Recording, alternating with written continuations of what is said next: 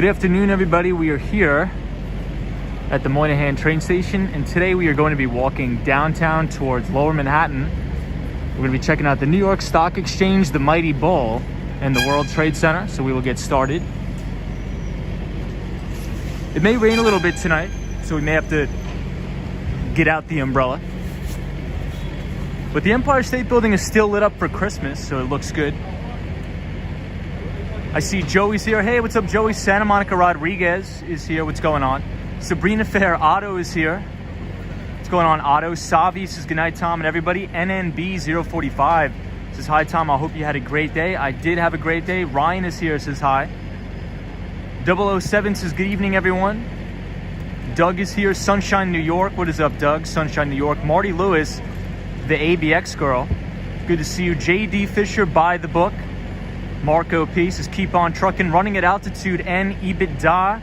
This is early stream tonight. All is well. What is going on?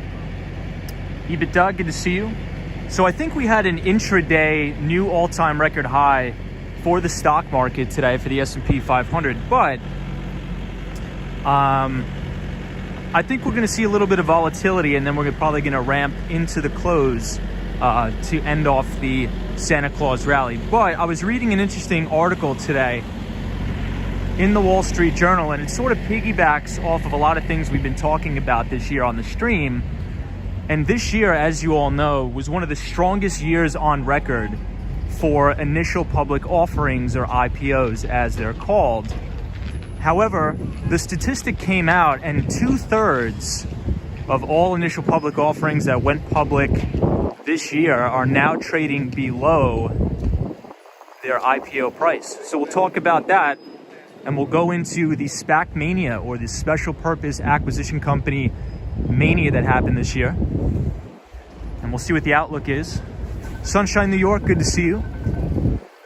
Hope you're well. Laytha says Happy New Year, Tom, and everybody in the chat.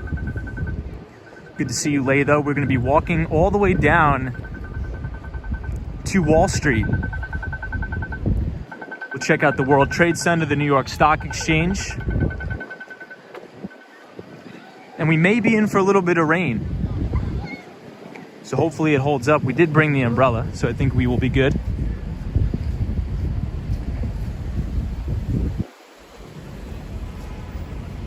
Hey, Atomic Skittles is here. Says, hey, Tom, where are we walking to tonight? We're going to go downtown, Lower Manhattan. So I put up a little bit of a survey on the YouTube channel earlier today, asking where you guys wanted to go to tonight. And then there was an overwhelming amount of people that suggested we head downtown towards Wall Street. So that's what we're going to do today. And we will end the stream in Lower Manhattan. Vinny Castellano is here. Says, good evening, Tom. Good to see you, Vinny, as always. Art says, hello, Tom. Happy holidays, and thanks for the live. New York City always looks amazing. Was there 3 weeks ago and really enjoyed it. All the best. Thank you so much. Appreciate it. Hey, Michael Johnson is here. Says, hello, Tom. Hope all is well. Good evening, Michael. Yes, Cosmo Scary. So everybody, so if anybody knows who Super Friends in the City is, Fernando, our good pal, I was actually on his stream tonight. So please go check out our friends, Super Friends in the City. Fernando, good to see you, Cosmo. Doug is here, Starvin' Artist. Good to see you. And I see Melee. What's up, Melee?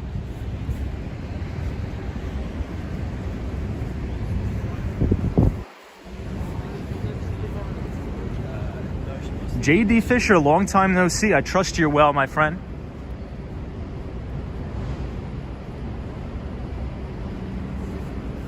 Yeah, Atomic Skittles said, could we walk by the High Line? Maybe if we have time. I was thinking about walking straight down 7th Avenue.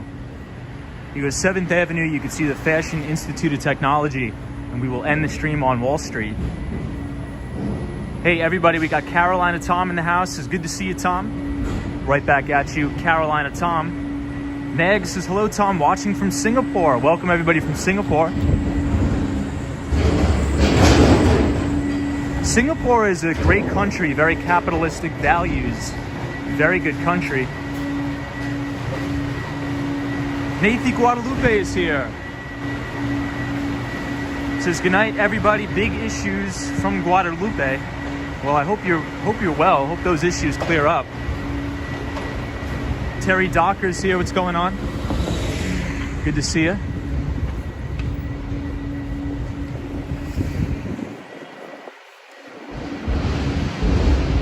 Hope you're well, Terry. Everybody, we got War Walker in the house from the 305 Miami. This is Howdy Tomcat.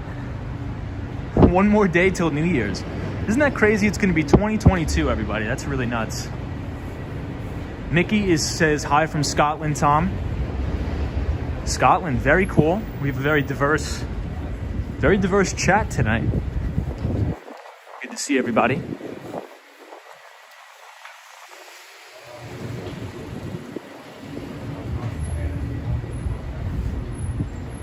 Just asking says, why are you so handsome? Appreciate that. Hey, Lady O is here, the one and only moderator from the beautiful Garden State in New Jersey. Good to see you, Lady O. Roy S says, I missed your appearance in Fernando's channel. We'll check the recording. Yes, I was on Fernando's channel earlier today.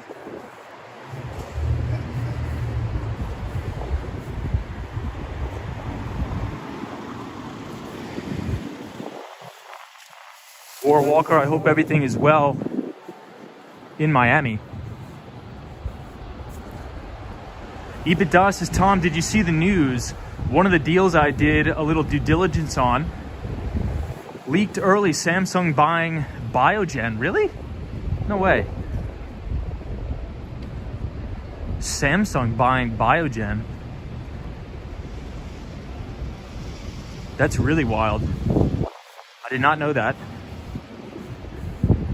Hey, Jolie is here, says hi, Tom. Happy New Year and stay safe.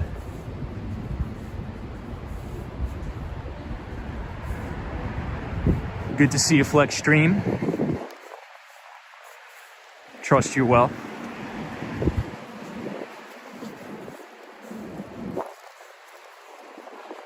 Let's see if we can cross the street here.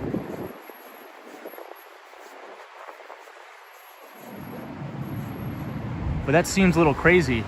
But check out this view of the Empire State Building, everybody. Beautiful colors, and you can see the spire of the Empire in the clouds. It looks amazing.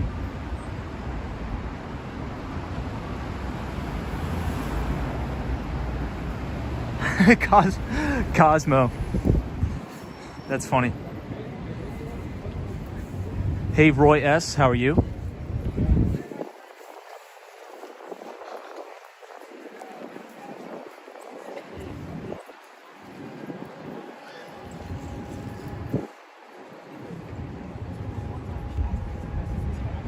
Wow, EBITDA said they're going to acquire Biogen for $46 billion. Wow.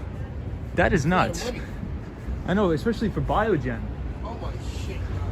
Yeah, I mean, even that guy is like, that's a lot of money. Actually, thinking about it, I'm actually not so sure. But if EBITDA says it, I definitely take his word for it.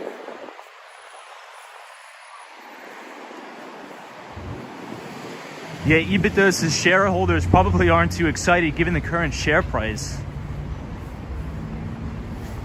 Yeah, I mean, I would be interested to see what the logistics of that deal.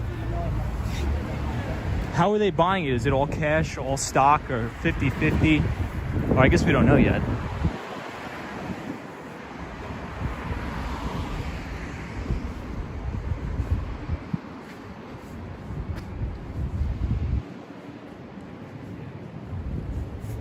Hey, Cool Aunt 51 here is here. 516 is here. Says they are in talks. It's not gone through yet.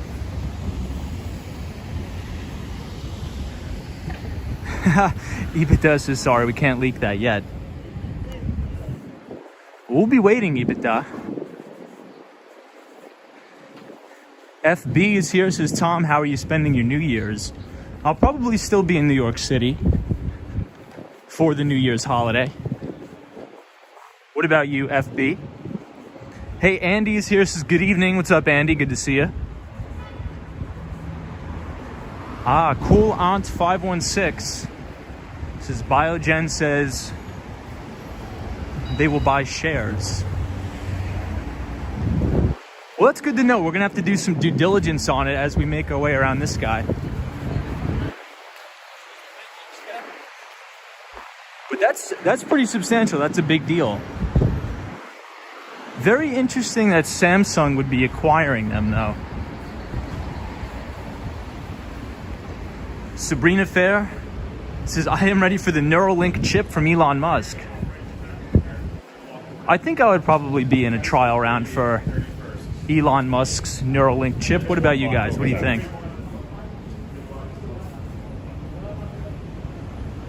Warwalker says, will you be streaming on New Year's Eve? We're going to call that a maybe. Let's just chalk it up to a maybe for now. I may have to go to an event, unfortunately, but we'll see. What are you going to do, Wart Walker? I'm sure there's a ton of stuff to do in Miami on New Year's. FB says, I am currently in bed sick. Don't think I'll be able to do anything on New Year's. Yeah, I mean, it's that sucks, FB. It seems like a lot of people I've been talking to are either getting sick or just getting over being sick. So now that we're on the topic of being sick, but first and foremost, I hope you get better. I really, really do hope you feel better before the New Year so you can hang out and have some fun. But did anybody see, and I want to know what your thoughts are, not to get political, I just want to see what everybody's thoughts are, that I believe there's rumors and talks about a federal mandate for vaccinations for domestic air travel in the United States. What do you guys think about that? Because President Joe Biden said that if he gets advice from his medical counsel that they will be requiring the vaccine for domestic air travel, he would go forth with it. I don't know how I feel about that. What about you guys? What about you guys?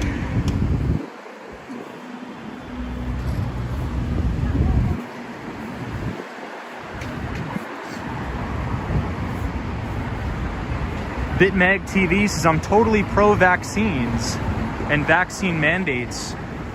Don't we all want this to be over? This is BitMeg. Interesting take. Interesting take. Respect the take. Hey, Rich. New York City Rich is here. Says, what's up, bro?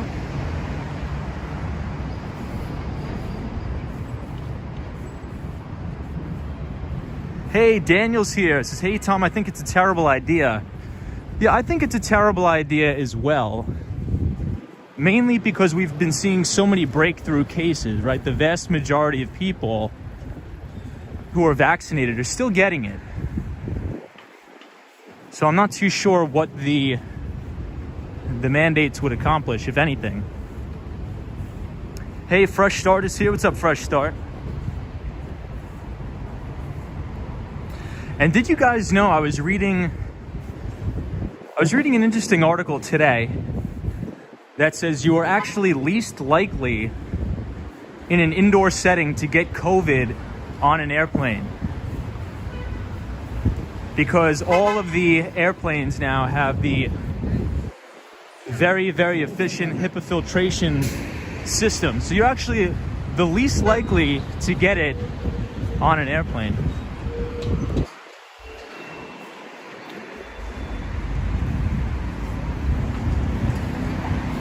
Okay, so I'm seeing a lot of people saying they don't agree with the mandate for domestic travel. Some people are saying they should do the mandates because they want the pandemic to be over. I understand that. I think I respect both points of view. Hey, Talvish is here. This is Wall Street Skate Bro. I hope you and your family have a happy new year. Right back at you, Talvish. I hope you have a very happy 2022 as well.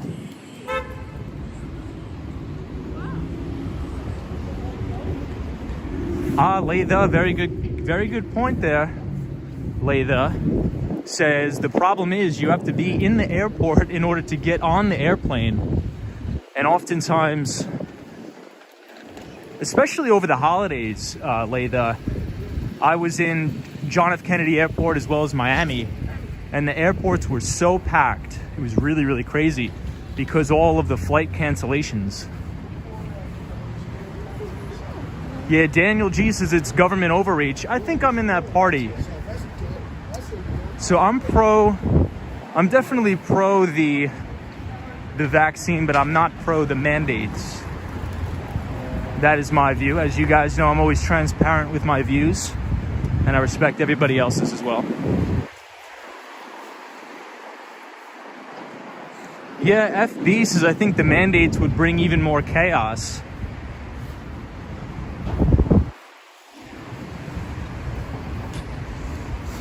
Yeah, Lady O says hopefully it doesn't come to that.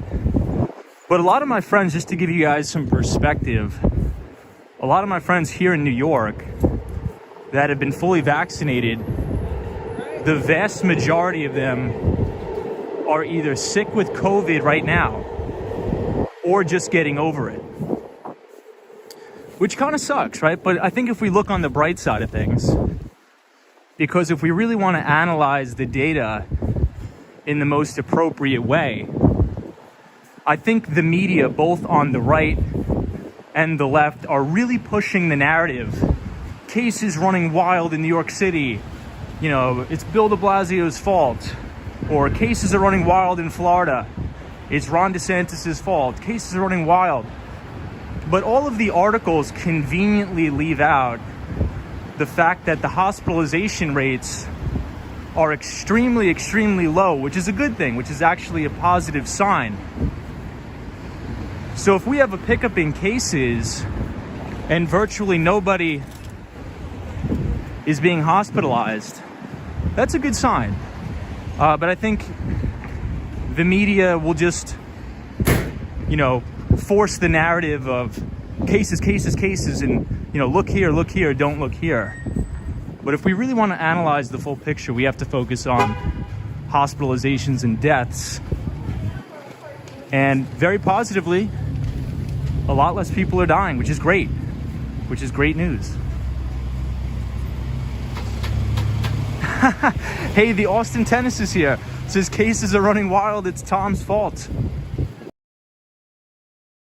Job is going well. So the Austin Tennis is our good friend from Canada that used to be an ex-investment banker, now transitioned over to the tech sales world and works at PagerDuty, a software company, PagerDuty.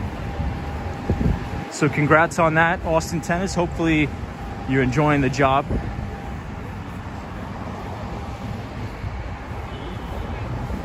Hey, Fresh Start says, Tom, can you show me the One World Trade Center? Yes. Fresh Start, we are going to walk to the One World Trade Center today on the stream.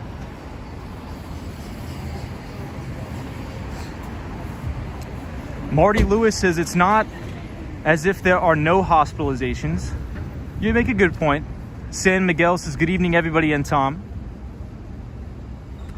Kobo Bunny says, are there any services in New York that haven't really been restored since COVID shutdowns?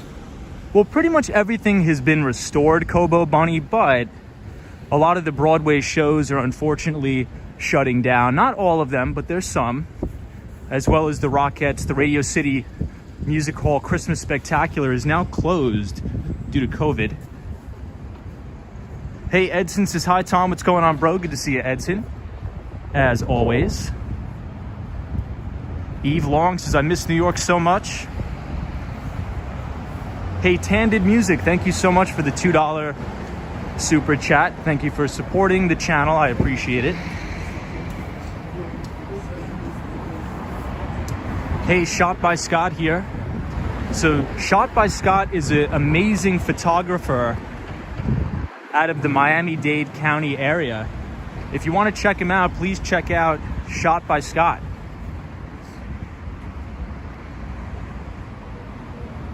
Yeah, so Latha makes a good point, everybody. Latha says singing is one of the most dangerous ways to spread the variants, though.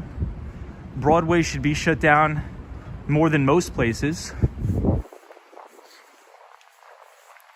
So Latha, I agree with your take that, this is an airborne virus, right? So talking, communicating inside, and singing can really spread it. But my thing is that COVID's not going away, right? We have the vaccines. COVID's not going away. People are still going to get sick. But I think that's the point of vaccines is if you have a vaccine and you get sick, your chances of getting severely ill are very, very slim to none. So I don't think it's right to, shut down Broadway shows or close parts of the economy because people are getting sick. Everybody gets sick. But it's a very tough subject. But I definitely see your point. That is a good point you make there, Latha. Hey, Sylvia H is here. What's up, Sylvia? Good to see you.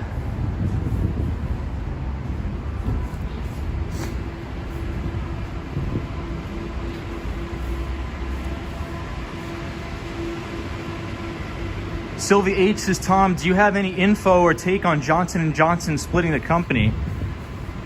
So I don't really have any take on that. So a lot of people, they ask me about particular stocks in the biotechnology space. And in full transparency, I don't cover any biotech stocks. I mainly am an analyst that focuses on technology companies. I would say I am very ignorant when it comes to biotech stocks because, and I'll tell you why. Because a lot of times, especially when a particular analyst is covering the biotechnology sector, even more so startup biotechnology stocks, those biotech companies are very dependent on one single stream of revenue. And oftentimes that is a particular drug that is either in a clinical trial phase that is waiting approval from the FDA. So oftentimes these stocks will be running wild, they'll going gangbusters. But overnight, just like that, the FDA comes out and says, look, we're not going to approve this drug. And then the stock goes to zero or drops 50% overnight. So that's sort of why I don't cover those particular equities. Hey, Diana Lee, thank you so much. Says New Year cheesecake and coffee fund. Thank you so much, Diana Lee. I appreciate you. And thank you for joining the streams all year.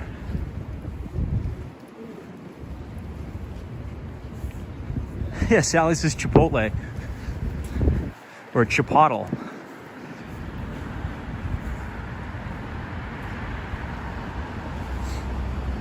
FB says, sadly, I think we'll have to wear masks for the rest of our lives. What are your thoughts? So here's my thoughts on the whole masking thing. There is conclusive evidence that wearing a cloth mask or masks like this do absolutely nothing to protect you from the virus. The only thing that will protect you are N95 masks. So what I propose is that during the beginning of the pandemic, the government should have mailed everybody in the country an N95 mask and said, look, if you wear a little paper cloth or you wear a bandana around your neck, it's not going to have any protection. It's just going to be a big dog and pony show. It's not going to be real. But if you actually wear the N95, that's actually real. That's going to provide you protection, not these cloth dental masks. So that's what I proposed. I said at the beginning of the pandemic, the government should have mailed everybody in America an N95 mask. Yeah, so KN94 masks are also good, says Marty Lewis. That is true. EBITDA says, thankfully my company sent us a ton of N95 masks.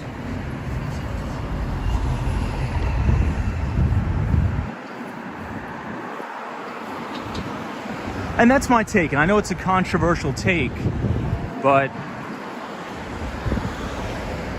you know, if we look, even the CDC, on the CDC's website, it literally says if you wear a face covering, it will literally do nothing, like virtually nothing. Like you need to wear an N95. So everybody's, you know, all the mask mandates, everybody's walking around with dental masks.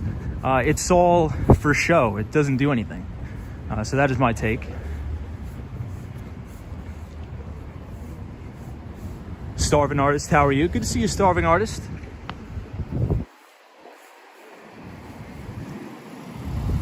Hey, Chris says, I love Jesus and still got COVID.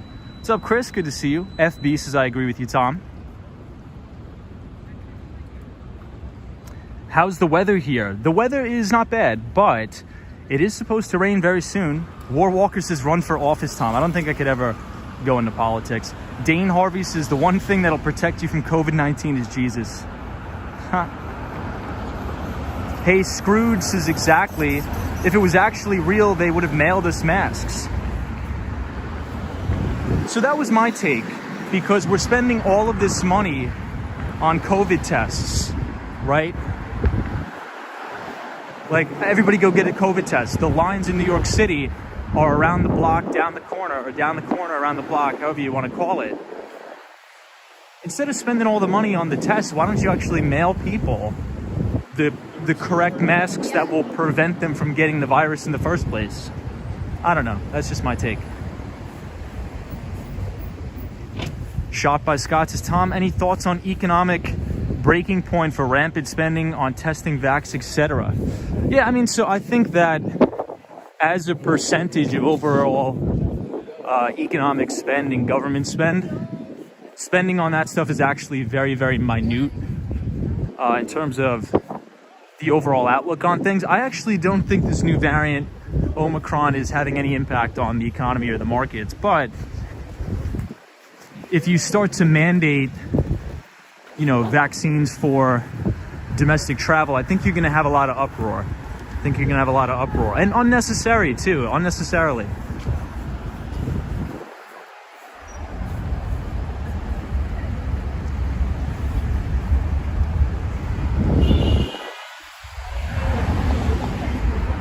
Yeah, somebody says everybody, yeah, that's true. Hey, 48 is here. What's up, 48? Good to see you. So everybody, we are passing Waverly Place now, and we are headed towards New York's University, NYU, and Washington Square Park. Hey, Lupe is here. It says, do the surgical mask protect other people from the wearer's breath of air? Yeah, so I think we were just talking about that. I don't think the surgical masks do anything. They don't work. What works is the N95 masks, which nobody wears. So the whole thing is all nonsense. Rebecca says, hey, have you ever fell doing the stream? Yeah, I have a couple times. Especially when we stream when riding the skateboard. We've eaten it pretty hard a couple times.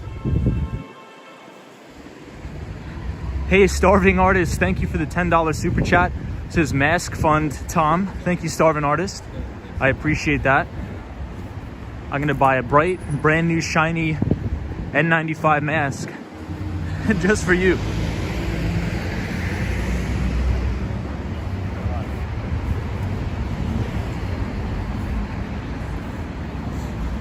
But look on the bright side, there's actually a lot of data out there that suggests once this Omicron variant blows through the United States, everybody will already have antibodies now.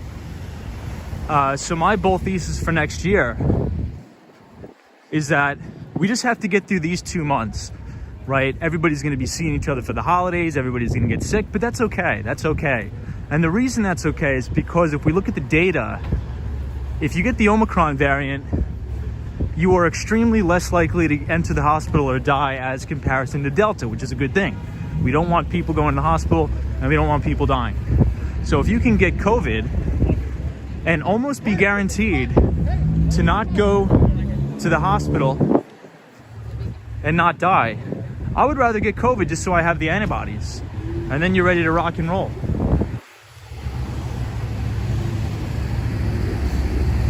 And I live in New York, and everybody's vaccinated anyway, including myself.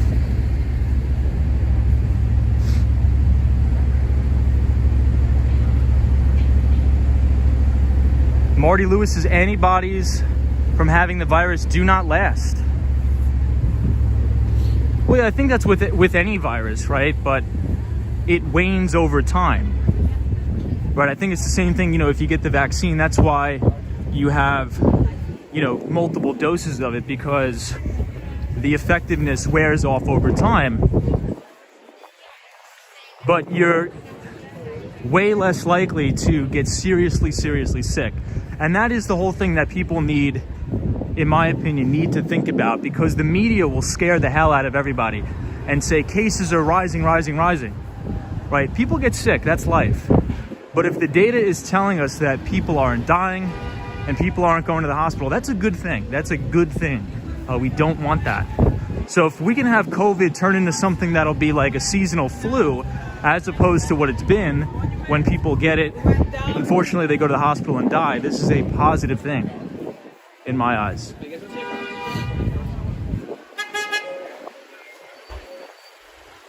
All right, everybody, so we're almost there. We're making good timing here. I apologize I'm not reading all the comments as I usually do. I want to make sure we get down to our destination. Hey, Art, thank you so much for the super chat. I appreciate you very much. Thank you for the support.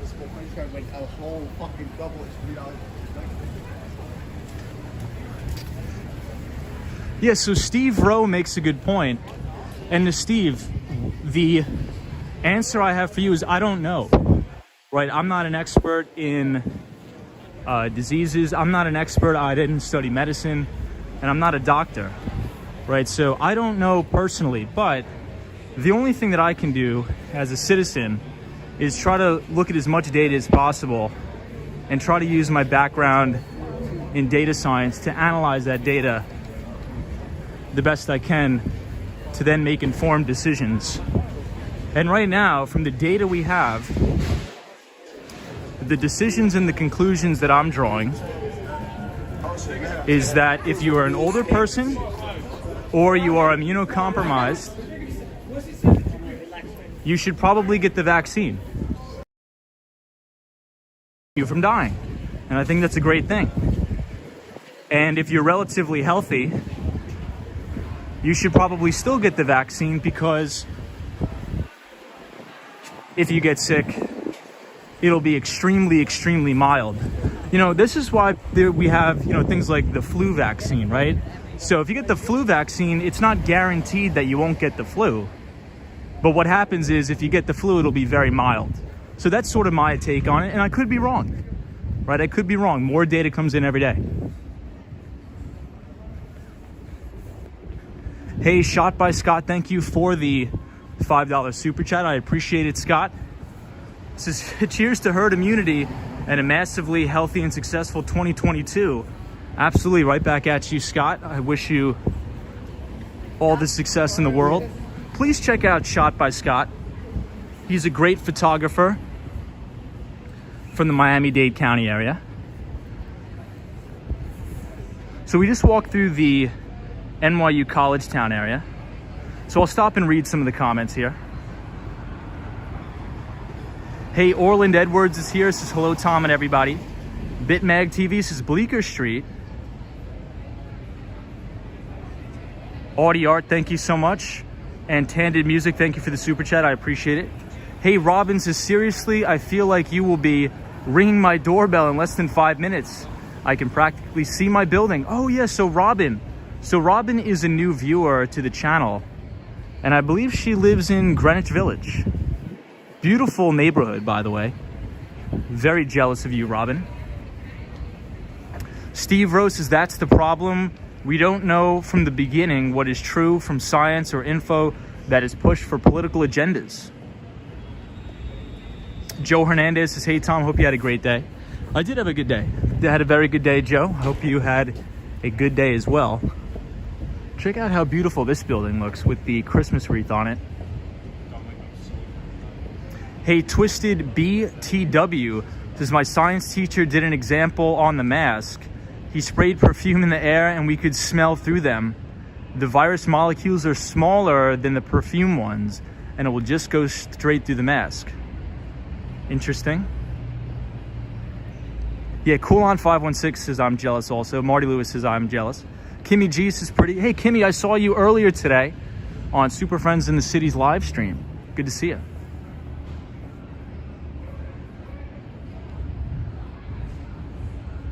Number One Mike says, thanks for showing my daughter and I around. She is auditioning at Juilliard. Whoa, dude. She is auditioning at Juilliard in 2 weeks and looking forward to walking around ourselves. Wow, Number One Mike. So Number One Mike's daughter is going to be going to Juilliard. So for anybody who doesn't know what Juilliard is, that is by far the best music school, I think, in the world. And it's right there at Lincoln Center. So that is awesome, Mike. So tell your daughter good luck. I'm sure she is going to nail the interview. That's awesome. That is really cool.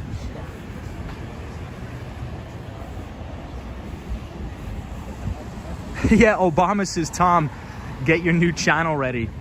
Yeah, so I think we already have 2 strikes, and 3 strikes you're out in the old ball game of YouTube.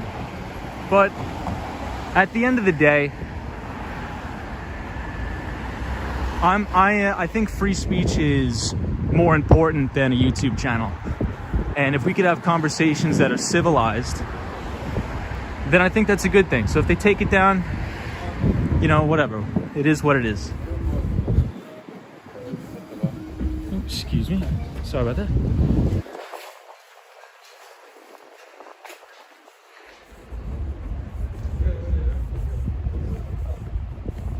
Fresh Starts says, Tom, have you ever ran into a viewer? We have. Many times, actually. Many times. Sullivan Street.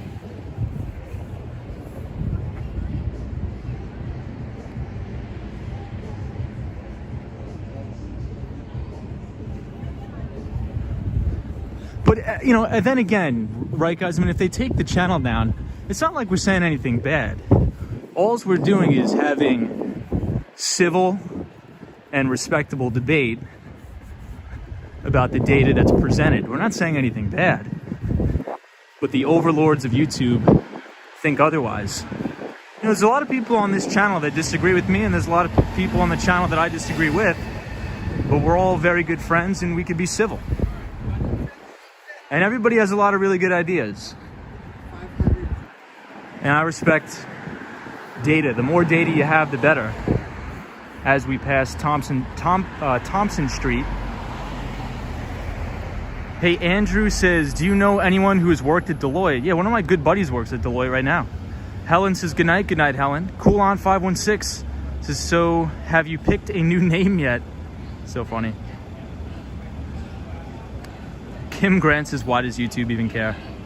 Hey, Sally says, Tom, I'm always enjoying your streams. Thank you, Sally. I'm always enjoying you being here.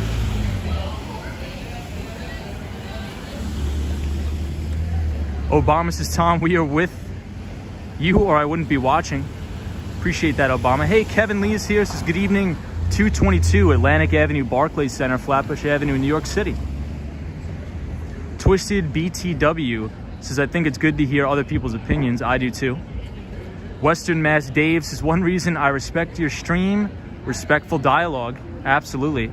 Hey, Cheryl's here. What's up, Cheryl? Says, you are such a very well-raised young man and brilliant. Thank you for the compliment, Cheryl. I appreciate it. Ah, yes. So Fresh Start is asking how far away we are from the Freedom Tower. Not too far away. You could actually see the Freedom Tower right here, but it is within the clouds, unfortunately. So we're going to have to walk all the way down there to get a good look. But we're going to start our descent to Lower Manhattan. Alan Wilson is here. Says, good evening, everybody. I'm late to the party. Alan, the party always starts once you arrive. So I think we're all right on time.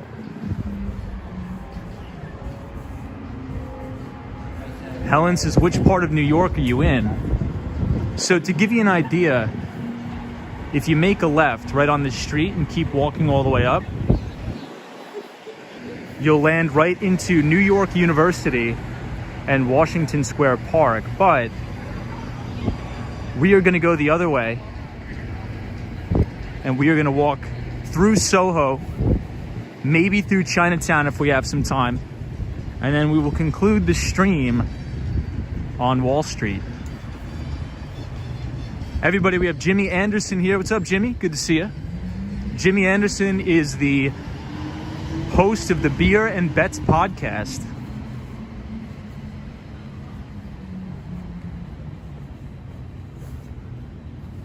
Ooh, guys, look at how beautiful this is. Yeah, this is half-cloaked Freedom Tower. Kim Toy says, good night, I'm going to sleep. Have a good one. Thank you for joining. Yeah, Scott's is the Bricklescape, bro.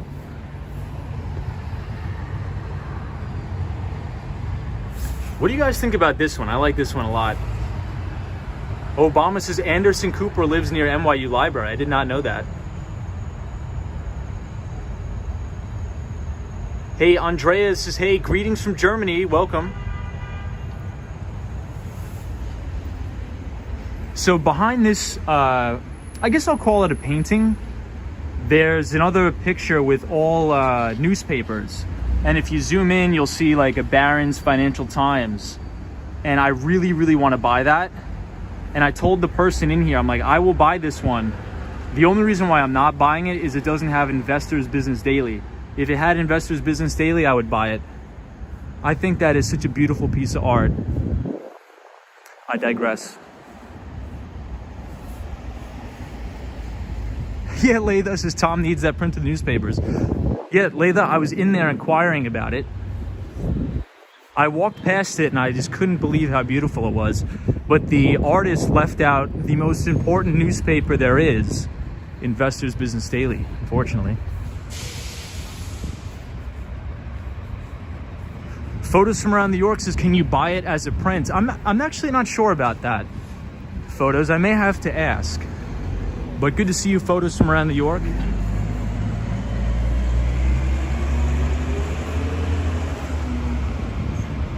Yeah, Mystical Videos, it sort of looks like a photo. So this is the National Geographic Fine Arts Gallery.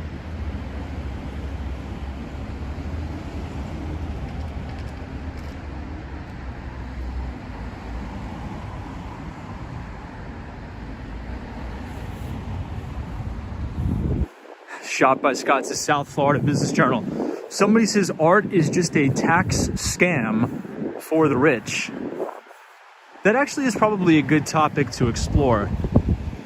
There's actually probably some validity behind that, actually. Hey, Robin says, waving to you from my apartment on Prince Street, 3 blocks down. Wow, Robin.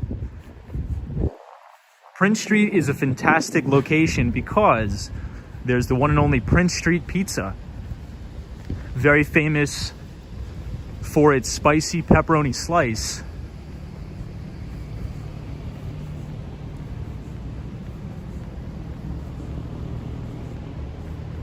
Yes, shot by Scott says, whoa, whoa, don't mess with the art. Hey, Felipe says, are you using 5G to stream? Is it available in the neighborhood? So I'm not using 5G, I'm using LTE. But in New York City is probably one of the only locations where you'll probably reliably get 5G signal.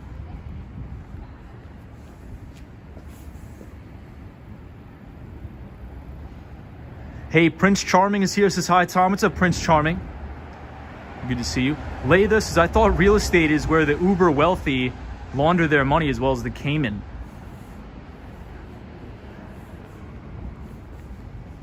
Oh, Lady O, our great moderator from the Garden State. Thank you so much for the $25 super chat for the coffee fund. Appreciate that, Lady O. Thank you for being a great moderator this year on the channel. Much appreciated. Valentina says, hi, Tom, and good evening. What's up, Valentina? Good to see you. Veronica Nunez says, hello, Tom. How are you? What place is this? Greetings from Peru. Welcome, everybody from Peru. Lady O, thank you so much. It is very much appreciated. Hey, I see Charlie Richardson here. Hey, Charlie. Good to see you. Charlie, tonight we're going to be walking downtown. We're passing Spring Street. I'll give you guys a look at the other side of the block. We're going to be walking down to the one and only Wall Street. Everybody, now it's a party because we have NYC Cherry Groove in the house. What's up, Cherry Groove? Hope you had a great holiday. And I'm wishing you a very happy new year.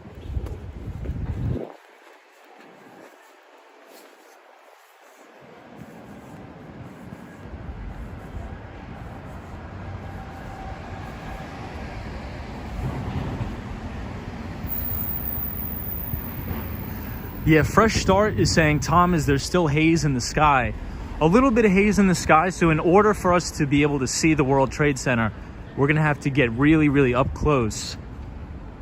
But we will. We're headed there.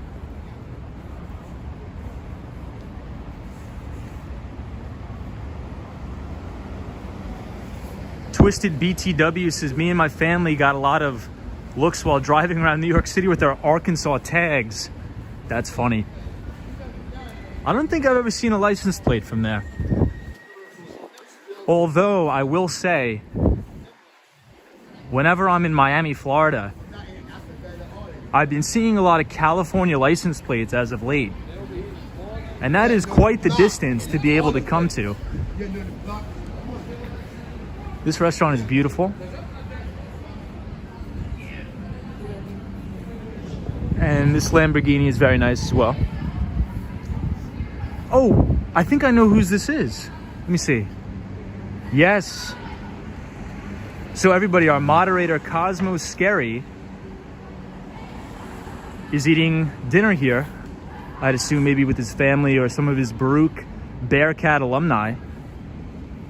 So awesome. But we won't go in and say, we'll leave Cosmo alone. He's probably, we don't want to be rude. But Cosmo, we saw your Lambo. Good to see you. Looks great.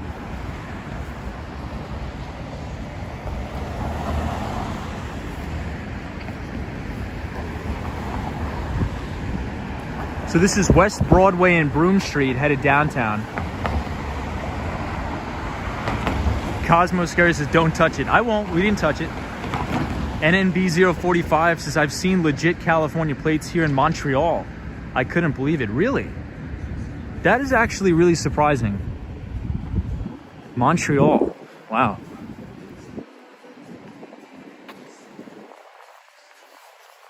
So I wonder how that works during COVID, because I think the border is still closed to Americans, isn't it? Or did they open it? I'm not sure.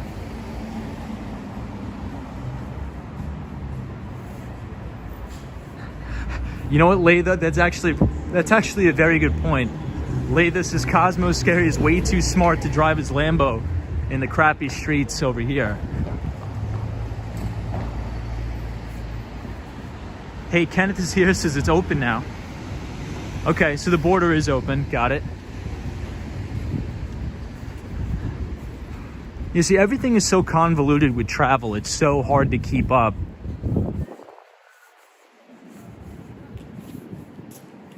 I like this storefront here. It looks beautiful.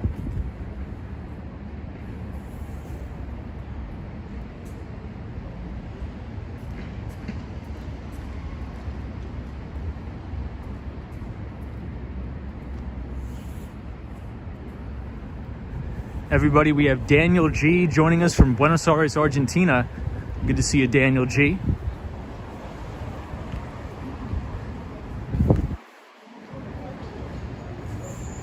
But everybody, the topic for tonight's stream is initial public offerings. So more than 2/3 of the initial public offerings that came public, or 2/3 of all the companies that came public in the United States this year, are now trading below their IPO prices. And this is why you'll hear me talk about this on the stream all the time, that it is never a good idea to buy a brand new IPO within the first year of the company going public. It's never a good idea. You're almost guaranteed to lose money. And one of the reasons for that is because the majority of these companies go through something that's called the institutional due diligence. Goes public, the major investment banks and the financial firms, they will assign equity research analysts to cover these particular stocks.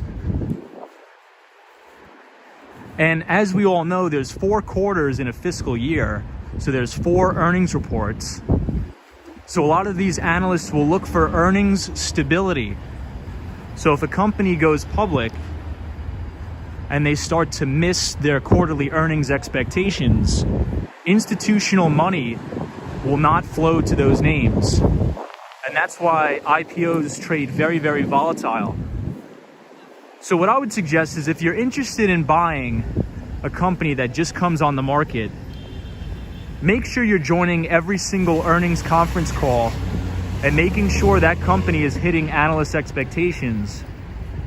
Because if they're not, there's a very good chance the vast majority of portfolio managers on Wall Street will not allocate capital to that particular equity.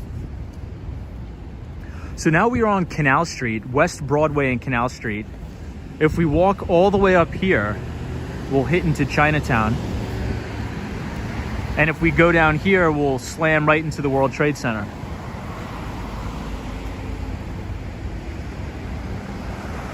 So I guess I'll leave it up to you guys. Should we head downtown to the World Trade Center, or should we go to Chinatown and then walk over to the World Trade Center? Andrew says 20 years ago, IPOs would go up hundreds of percent the first couple of months. Yeah, so I mean, a lot of the times they've been doing that this year right now. They're going up, but then they are crashing down very hard. And a lot of the IPOs are even off 50% from their all-time record highs. So everybody says Chinatown, Wall Street, Chinatown. Ed, Chinatown first. All right, we'll go to Chinatown first, and then we'll walk down to Wall Street.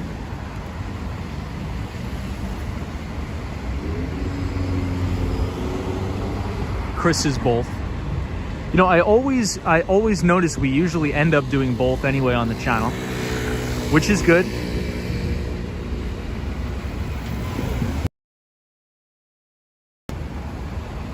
San Miguel says more than 50% of subscribers voted for Wall Street. Yes, they did. So we're still going to go to Wall Street. That is the final destination where we are going to be spending the majority of time. But what we'll do is we'll go over to Chinatown and then make a right, and then we'll go to Wall Street, the New York Stock Exchange, and the Mighty Bull.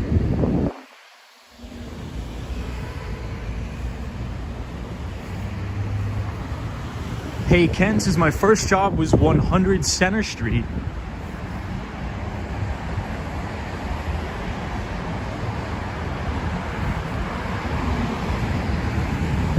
So there was an interesting article in the Wall Street Journal I wanted to share with everybody.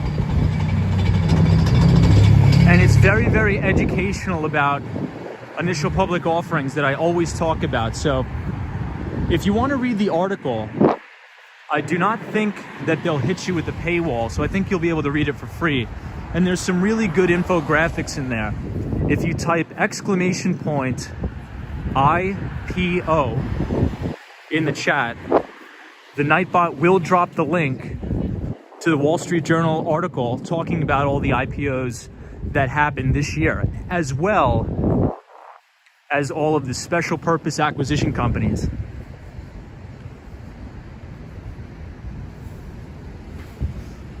Ooh, I think this is the Jenga building, everybody. This building right here.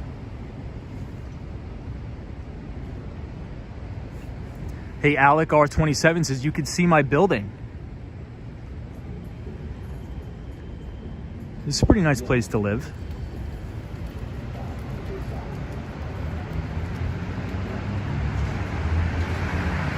Jack D. Jack D says the Brave browser used to get you around those paywalls. So whenever I think of the Brave browser, I think of Brandon Ike. I think I'm pronouncing his name right. And I believe he is the creator of JavaScript. So the coding computer language JavaScript. And now he is, I believe, leading up the project called Basic Attention Token, which is a cryptocurrency, I believe, that links up with the Brave browser.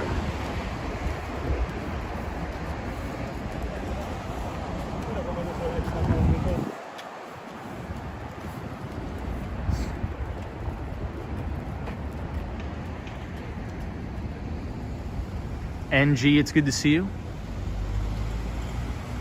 Yeah, so the Nightbot just dropped the link right there. So it says, read here, friends, Wall Street Journal article about the IPOs. So some of the most notable initial public offerings this year, one of which I could think off right at the top of my head, is Waste Management. No, I'm just kidding. Just kidding. Is Robinhood. So Robinhood is the discount broker dealer that was probably one of the most anticipated initial public offerings of the year. And I believe the stock is now trading negative 54% from its initial IPO price.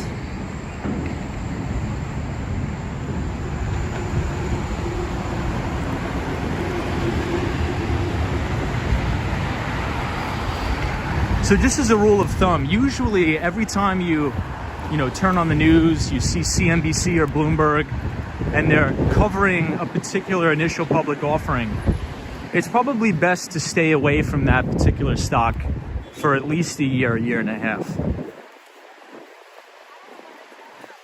Because oftentimes the private equity firms, the venture capital firms, and things like that,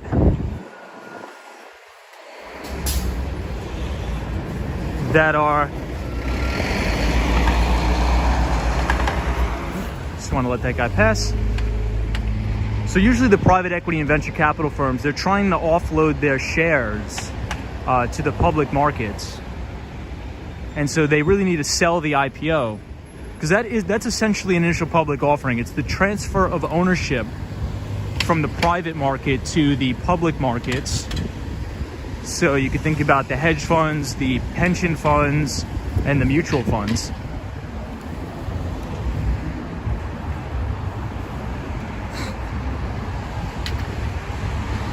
Yeah, cool. Aunt 516 is the Berkshire Hathaway IPO. It was $13.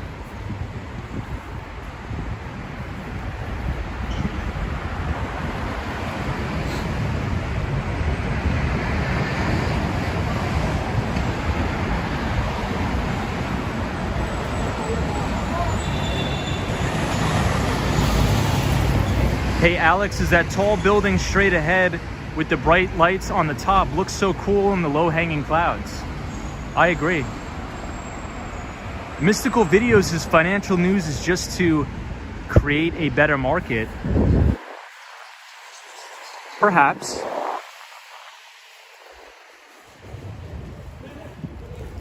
Very good possibility.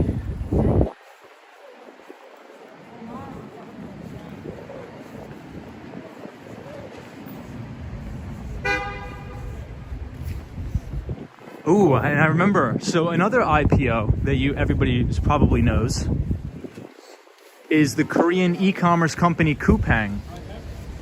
So Coupang went public this year.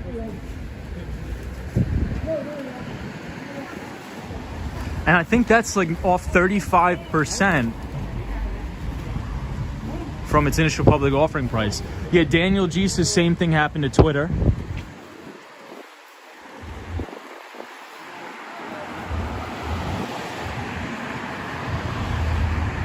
Yeah, Jack D says the Robinhood IPO is not so good.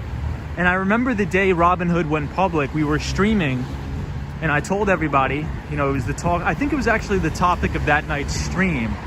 And I told everybody, I'm just wait a year. If you really want to invest in the Robinhood, wait a year and see if their earnings growth is still sustainable. And if not, I wouldn't invest any money into it. And now that stock has gotten hammered, and I mean really, really clocked. So we're very close to Chinatown. It's a beautiful night out. Hey, Alex says, what are your thoughts on Rivian? So I believe Rivian, and when I say this, this may be confusing, so I'll clarify. Rivian is, I believe, 35% above its initial public offering price. However, it's off. It's down about 50% from its all-time high. Does that make sense? So if you bought it at IPO, I think Rivian IPO'd at like $27 a share. If you bought it at $27, you're still up about 32%. However, the vast majority of people didn't buy it at 32.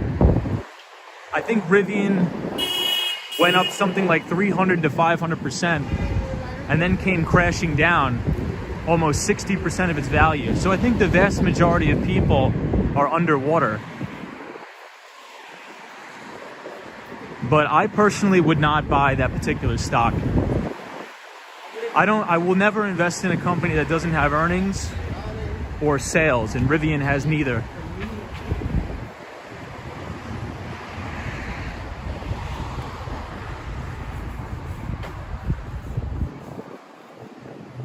So we made it to Chinatown, everybody.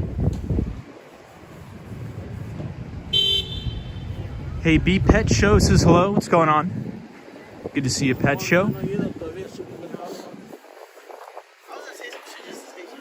So Canal Street, we're gonna make it right. I think those are those Squid Game characters, is that right? These characters right here? Squid Game, I think.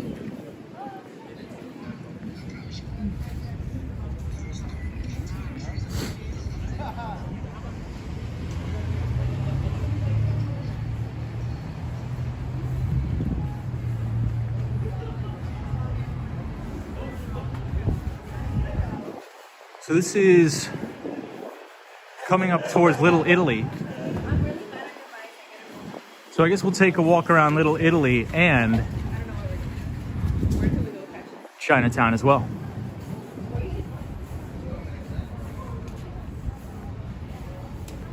Gabriel Laurie says hello, Tom. What's up, Gabriel Laurie? We are walking around Little Italy. Then we are going to head to Wall Street. Looks very beautiful here. Hey, Kirby says, any thoughts on QS EV batteries? Looking for EFT for chips and EV chargers. So I think that was one of the special purpose acquisition companies brought public by Chamath. I'll have to look at its financials, but I do not think the company is profitable. So in my opinion, I'll never make an investment if the company doesn't have earnings. That's just me. But I believe that is a SPAC, most notable brought public by Chamath, which I believe he was one of the first employees at Facebook.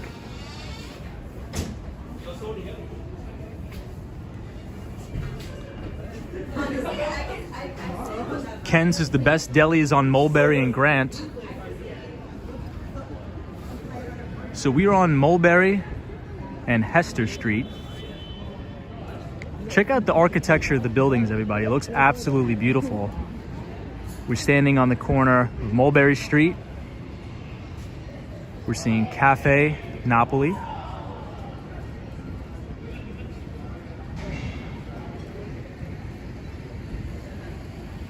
Lost in the Curve says, I think Amazon ordered 100,000 vans from Rivian. They just can't get a finished product out the door. Yeah, so I think Jeff Bezos owns a majority stake, I believe, in Rivian. But did anybody hear the news that I believe the city of New York just placed a very big order to have a lot of the NYPD police cruisers be Teslas? Shay says this is awesome. What's up, Shay? Good to see you. Chris says, I have noticed that Chinatowns are usually pretty, i.e. in Chicago and London. Yeah, so we're gonna walk through Chinatown tonight and you'll see how beautiful it is. It's really, really amazing.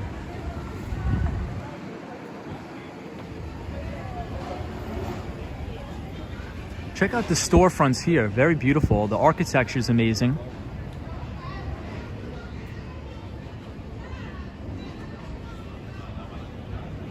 Hey, Patty says, when you come to Italy, out and about, says, I need to find a good Italian restaurant for tiramisu. Ooh, that sounds good, out and about. Out and about, do you guys have a little Italy in Toronto? Or, I guess, Canada in general? Oh.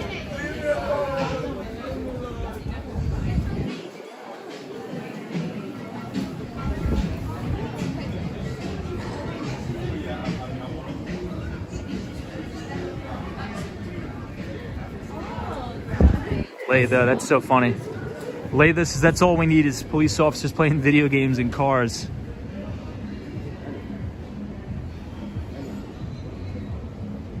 Yeah, Ruby Falcone is here. Hey, Ruby, good to see you. There's beautiful decorations there. It looks great. I believe they do sell counterfeit items on, what's it called? Canal Street.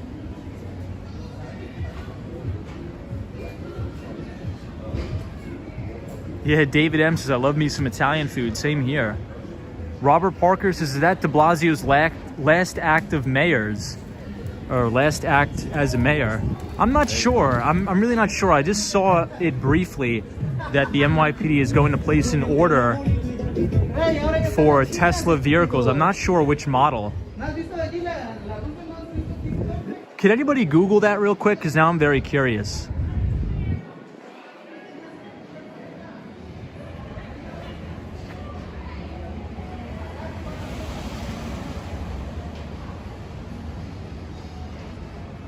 Daniel G says, why did you mention Brandon Ike earlier?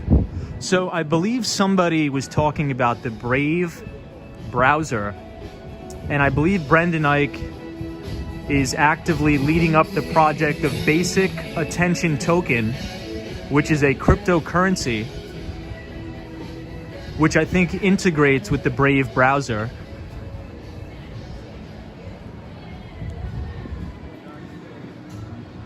And he is the creator of JavaScript. Wow, check out this place. This place has very good cannolis. I've been here one time. It's called the Cannoli King. Hey, Ken says the city is moving ahead with a plan to buy up to 250 Tesla Model 3 electric sedans for use as NYPD squad cars over the next 5 years. I think that's a good idea. What do you guys think? You think that's a waste of money? Because there's going to be a lot of people that are going to give it a lot of backlash just because of Elon Musk. But I think that's actually a very positive thing for the city over the long term. However, here's my suggestion. I think the city of New York should cancel the contracts for all of the Tesla Model 3s and place a big order for Cybertrucks. We need bulletproof NYPD Cybertrucks cruising around.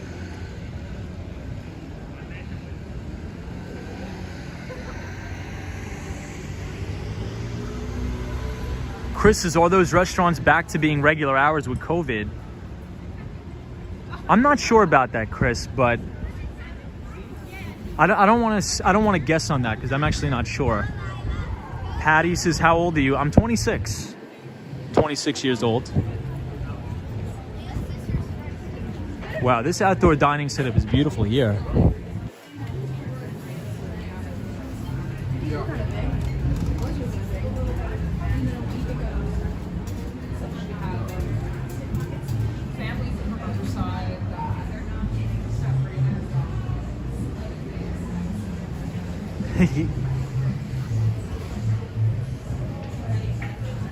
Daniel G says that is correct. Let's see what Daniel G says. Actually, we'll walk over here.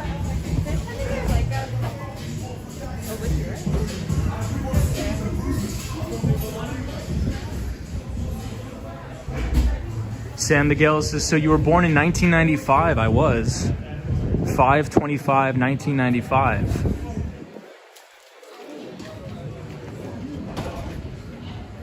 Yeah, Chris says, yeah, I like the flame thing. I like it too.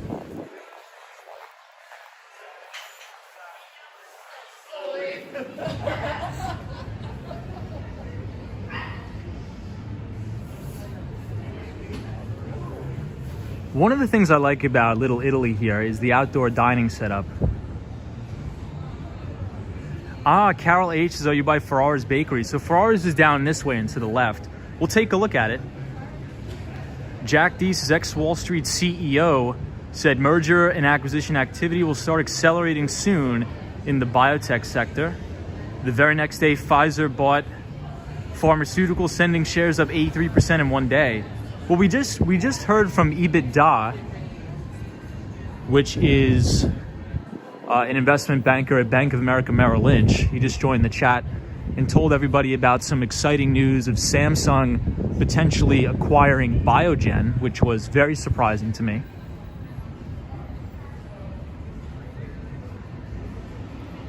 Yeah, lady, oh, that's true. If you eat outside, it's pretty freezing.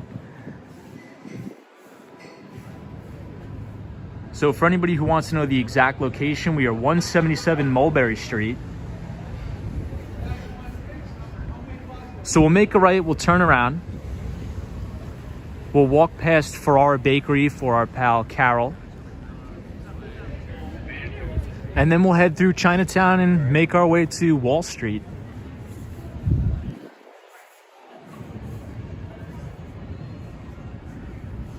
Hey, Western Mass Dave says, love this walk tonight.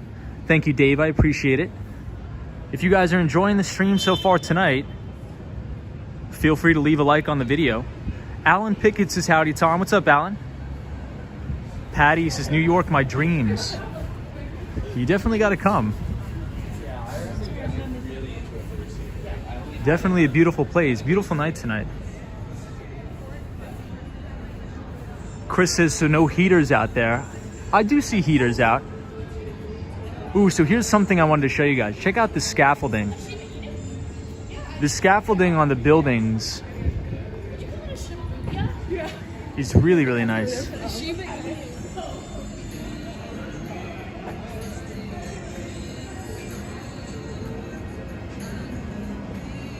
Latha says, what will happen when some massive emergency happens in New York cities and all the Teslas need to be charged at the same time? Interesting.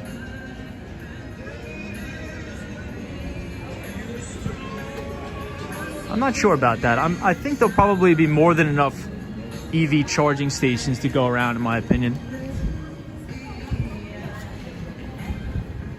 I think there'll be more than enough.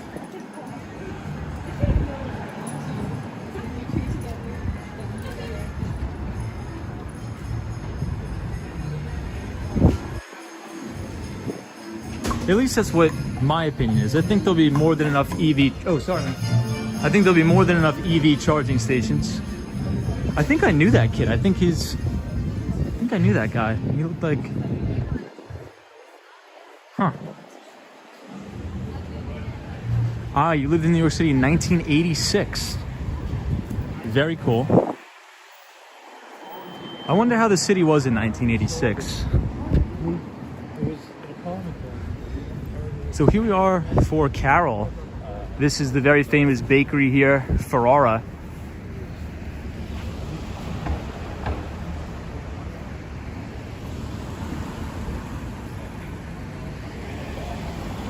Gabriel Lori says, wow, Tom, you got a lot of sandwiches to eat until you retire.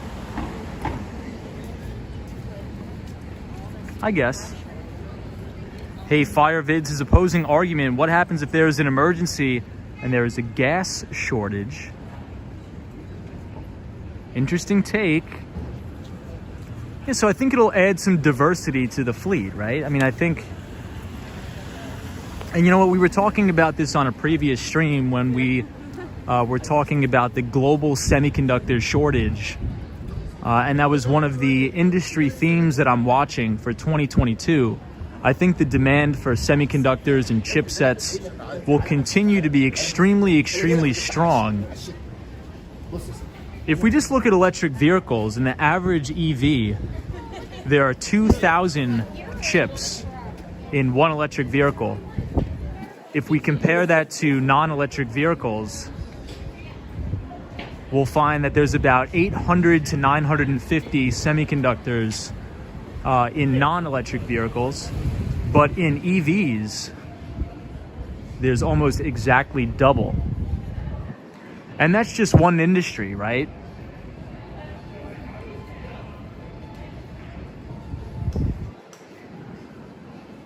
So I think we're going to continue to see a big bull run across the semiconductor sector.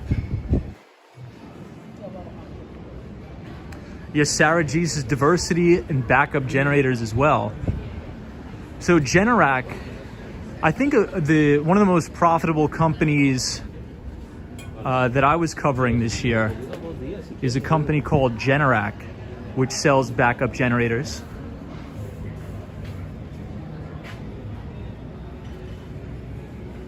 Shot by Scott says, my first trip to New York City was in 1986. Based on the photos I remember, and being 11 years old, it was fun. Took the train from Connecticut and went to Madison Square Garden. That's awesome. Robin says, let's go Mets. Steven says, yes, I remember the Mets ticker tape parade. So I believe Stevie Cohen now owns the Mets. And Steve Cohen is the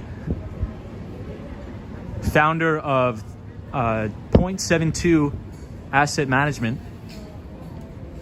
a very successful hedge fund.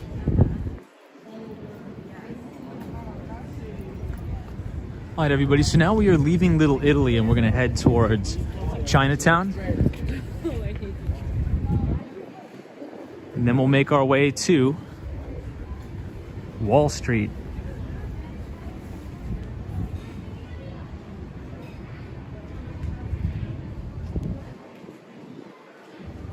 Yeah, Jack D says, are the semiconductors a buy as they outperform the broader indices?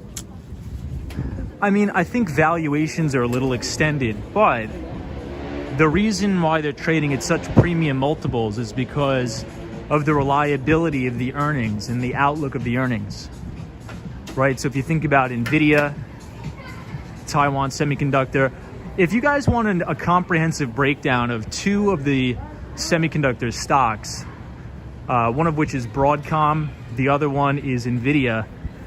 I wrote about it briefly in the Behind the Street newsletter. So if you want to read the newsletter for free, feel free to do that. I think the link is with the Nightbot. If you type !news, NEWS, feel free to read the newsletter for free. So now we are exiting Little Italy, headed towards Chinatown. And you could always tell when you're entering Chinatown is if you go south of Canal Street. So this is Canal and Mulberry.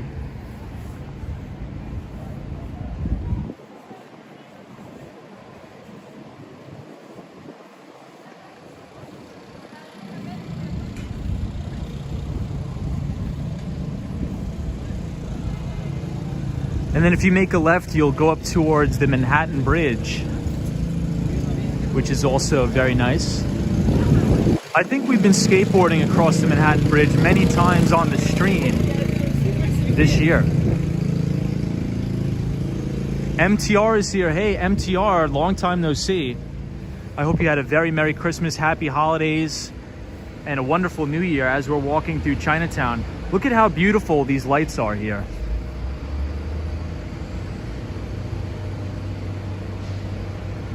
War Walker says, Tom, you're so good to do this for us. Appreciate you being here, War Walker. The pleasure is all mine.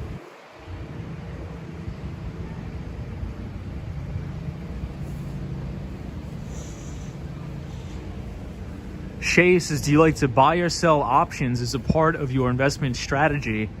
So very rarely will I trade in the options market. The only time I will ever really do that is if I'm hedging a position. I may sell some calls on top of some common stock or something like that.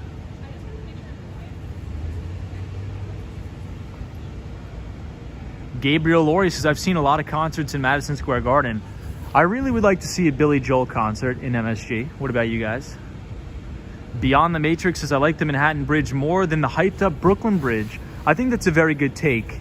I think that's actually a really, really good take, because as you're walking over the Manhattan Bridge, you get to see all of the amazing graffiti that's spray painted all over the place.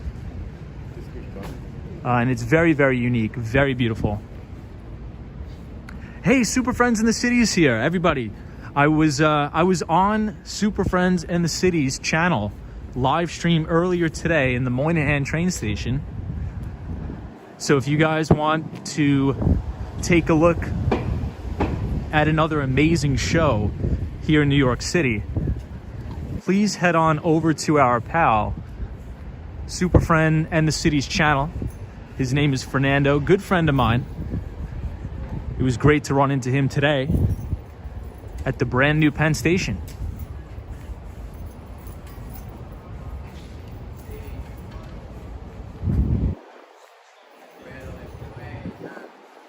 So I'll show everybody a very good soup spot, which is coming up right here at the corner.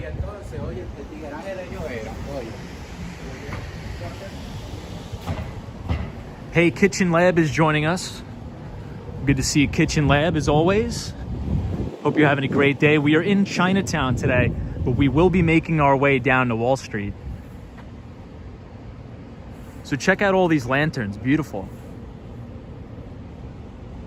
So you got lanterns this way,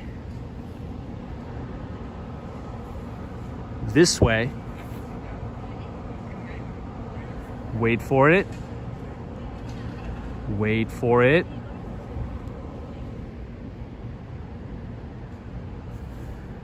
and this way. I love Chinatown. I think it's one of the most, I would say one of the most overrated places. I mean, underrated places, excuse me. Underrated places in New York City. Because not a lot of people go here. Not a lot of people go here as tourists. The tourists tend to stay up towards Times Square and things like that, which is all well and good. But this is much more fun to be down here. There's better food. Amazing culture, very good people down here. So I would highly, highly suggest taking a trip down to Chinatown. And if you want to venture even further, I would take the 7 train to the even bigger Chinatown, to Flushing Main Street, which is an even bigger Chinatown than this.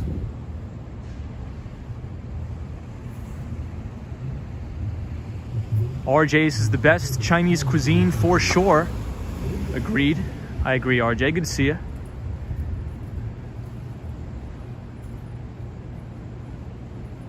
Ah, Sarah G says the lanterns are to bring good fortune.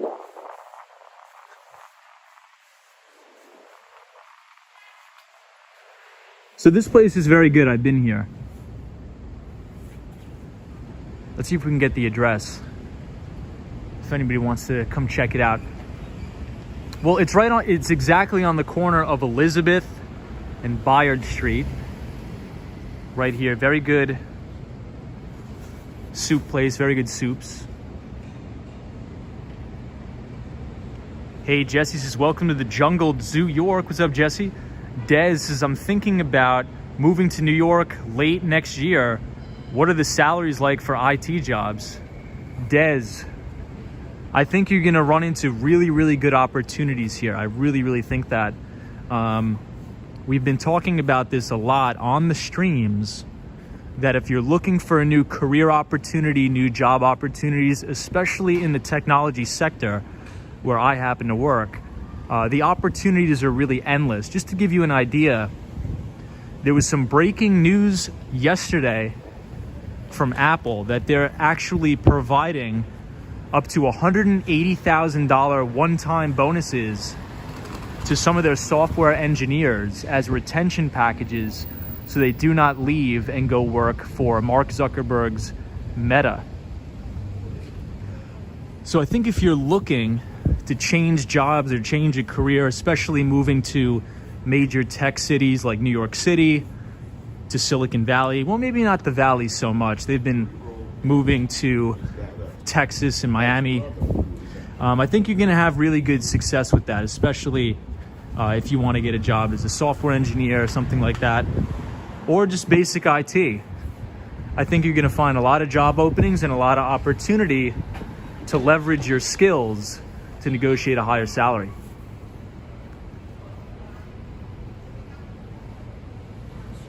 Hey, the Mighty Bull is here, the one and only. The Mighty Bull, very good news. We are going to be walking down to see the Mighty Bull tonight.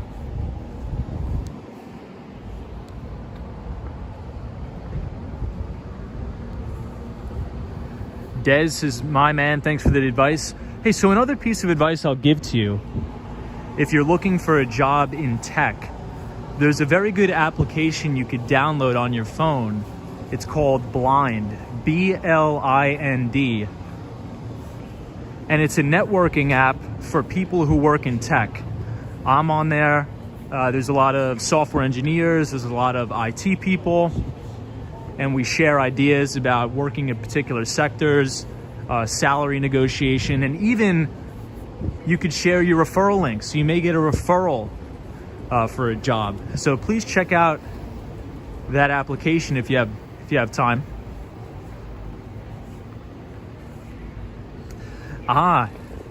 MTR says, whatever happened to Evergrande? Did they go under?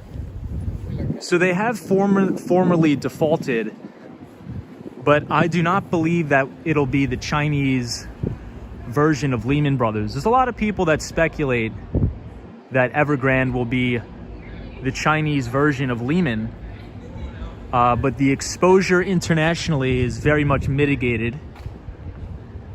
So as of now, I think it is a non-issue. However, I will say the only input I will provide is I think the CCP, or the Chinese Communist Party,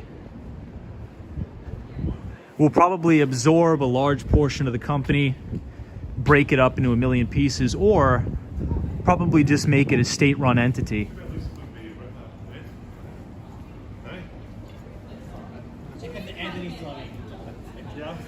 Hey, great walk, good to see you.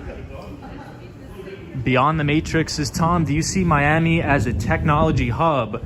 I see it as an emerging technology hub, as well as Austin, Texas. Ooh, guys, look at this rat, my God. Whew. That was a big one. That was a big dog right there. Well, or maybe it was a dog. I don't know, maybe I'll have to watch the replay. Ooh, but look at how beautiful this area is here. Jesse says beautiful. Judy D says the lanterns are beautiful. My favorite part of Chinatown. Check out the detail on this painting here. This is really beautiful right here. I'll give you guys a good look at it. This one's great. Starving Artist says, Tom, I thought you were going to put a rat counter on the channel. That is coming in 2022. Good to see you, Starving Artist. Wow, look at how great this place looks.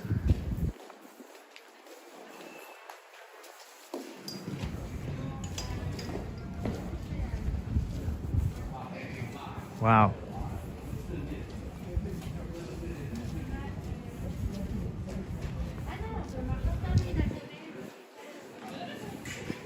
Look at how beautiful this particular block is, everybody.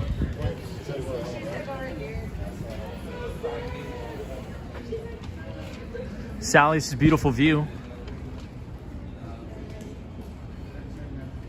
Melissa White is here, says nice art. Good to see you, Melissa White. Orange Chad says, Tom, make your work, Tom. What's going on, Chad? Good to see you.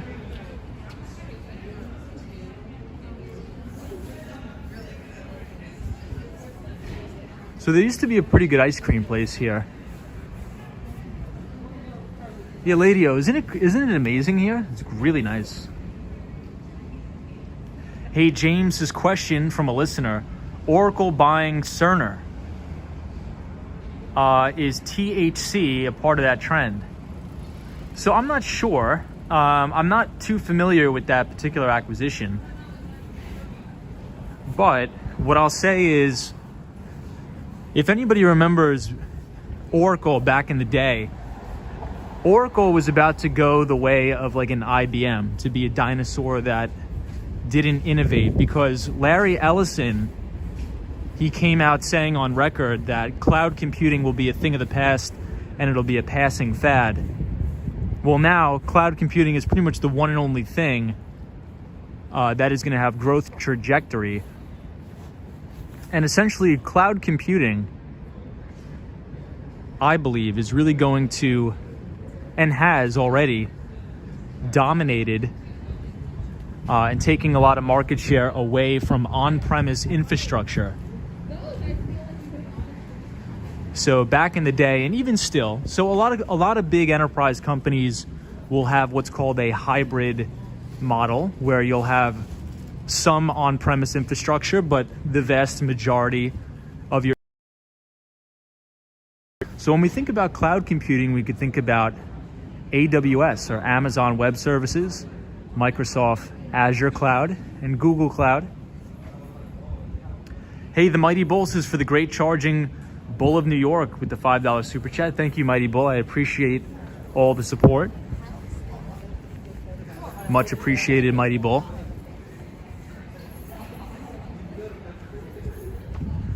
But yeah, Larry Ellison didn't believe in the cloud computing trend, but now he's actually done a good job with converting the majority of the software that Oracle sells to an as-a-service model, or software as a service, as opposed to just selling one-time licenses. Hey, Jesse, thank you so much for the $5 super chat. I appreciate everybody that has been supporting the channel this year. Much appreciated. MTR says IBM Cloud. Yeah, so IBM was a little bit late to the game, though. IBM was a really, really late to the game. But MTR, we're actually preparing an entire IBM stream, because IBM is trying to turn their entire business around, and they may actually be able to pull it off. But if we actually take a deep dive into IBM's financials, the vast majority of their revenue comes from their consultancy business. It actually doesn't come from any of the technology products that they offer. So a lot of the times when we think about an IBM, right, you could think about those really, really old IBM mainframes. I'm not sure if everybody, probably knows what I'm talking about. The big, clunky IBM mainframes. Pretty much anytime you see a barcode, you could pretty much thank IBM for that. But now they're trying to really push their Watson product. So I'm not sure if anybody's familiar with IBM Watson.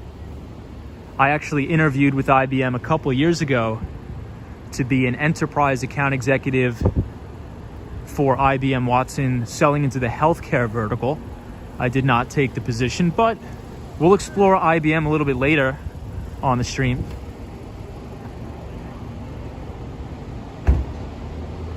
Hey, James, thank you so much for the $5 super chat, James. Much appreciated. Thank you for the support. Thank you for being here, and I hopefully you are enjoying the stream tonight as we make our way down to Wall Street.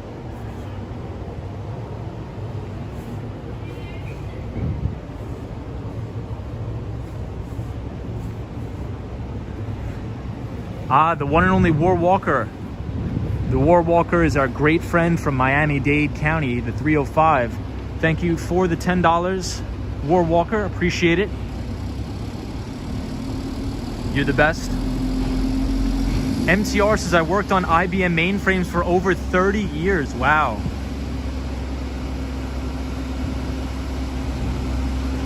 Kirby says, IBM was the original cloud, AI with machine learning and deep learning compute power on the edge or cloud. So their new CEO, and I think I actually programmed it into the Nightbot.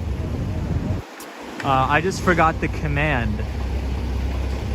But 2 weeks ago in Barron's, they did an entire write-up on IBM. And they did an interview with the CEO, and they said they're trying to consolidate their business to really push their quantum computing product. But like I said, if you pull up a statement, if you go to sec.gov and you search the ticker symbol for IBM, ooh, check out these. You'll see that the vast majority of their revenues come from their consultancy business. And the stock has been sideways to down now for what, 10 years? Jack D says, Tom, did you see the PBS documentary To Catch a Traitor? It rings a bell, but I don't think I've ever seen it. Is that the one about the fraudulent activity with the insider trading?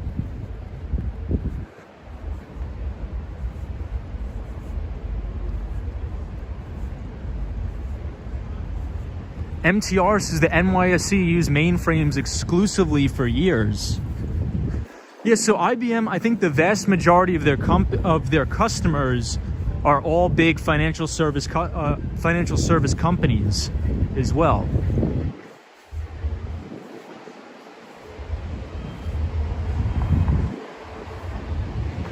Jack D says it's mostly about Steve Cohen. It is a documentary on YouTube. Yeah, so it probably is about the insider trading thing.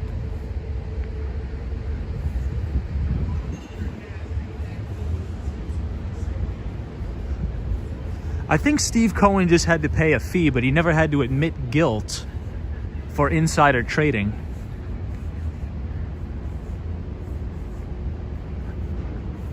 Obama says IBM owns the Weather Channel. Very convenient bail bonds location here.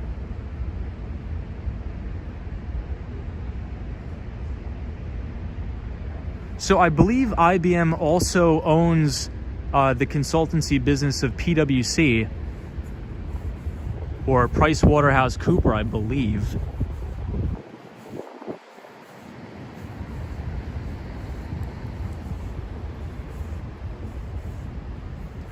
Jack D says Steve Cohen paid the largest fine ever, $1.5 billion. And now he owns the New York Mets. Isn't that something? So speaking of people that got in trouble for securities fraud, I think Martin Shkreli is going to be getting out of jail, I think within the next year. Is that true? Is that correct? I think I heard something about that on Twitter, that Martin Shkreli may get out earlier.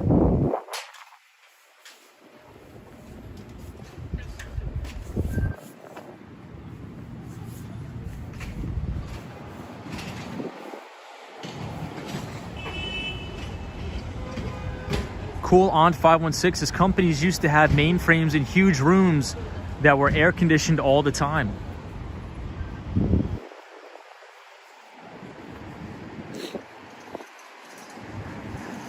That is pretty crazy.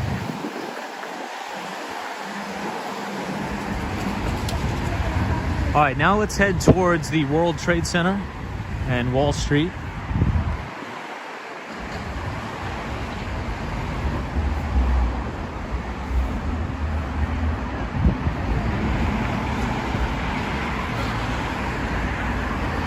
So there's still some companies out there that obviously host on-premise infrastructure, but those are called like hybrid models.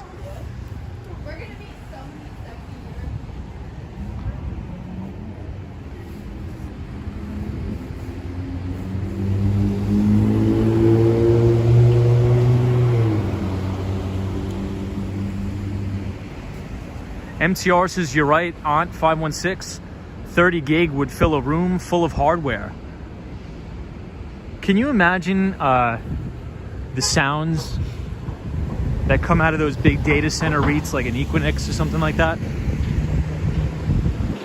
That to me is pretty crazy.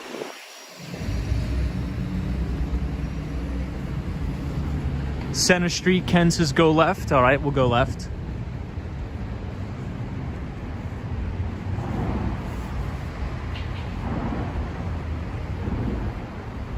Hey, David M, thank you so much for the $5 super chat. Dave M, appreciate you very much.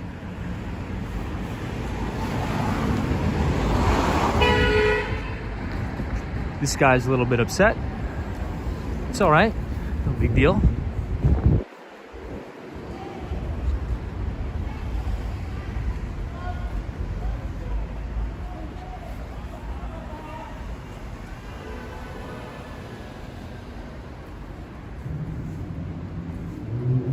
Hey, Alec, 27. This is my neck of the woods. This is a pretty cool neighborhood to live in. Pretty quiet. Not a lot of things open, though, at night.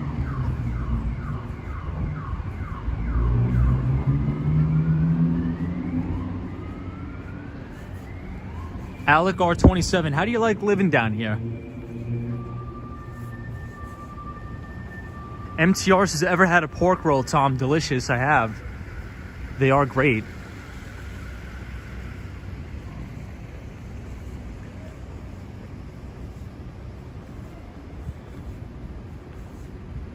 Toshi says, what were your milestones this year, Tom? I'm not sure about any milestones, but I think overall it was a good year. I think 2021 was a good year.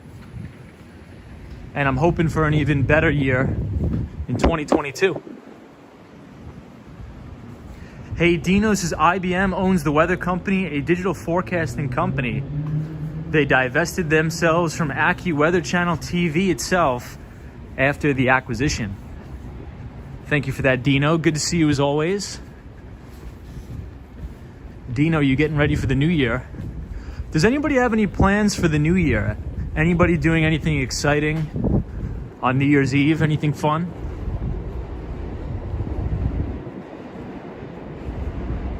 Yeah, War Walker says it's like downtown Miami. Everything shuts down after 6. That is true. So every time we stream in downtown Miami, late at night, everything's pretty much shut. But if you go to the Brickell, everything seems to be pretty open.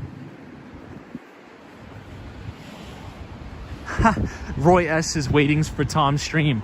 So I'm not sure if we are going to be streaming on New Year's Eve. That is to be determined, but I will let you guys know, I promise.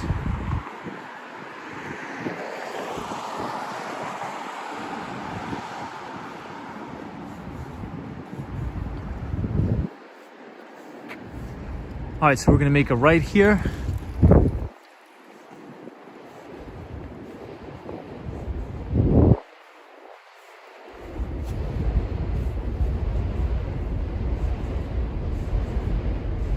Alan Wilson says, I think moving to Miami is a huge milestone for you.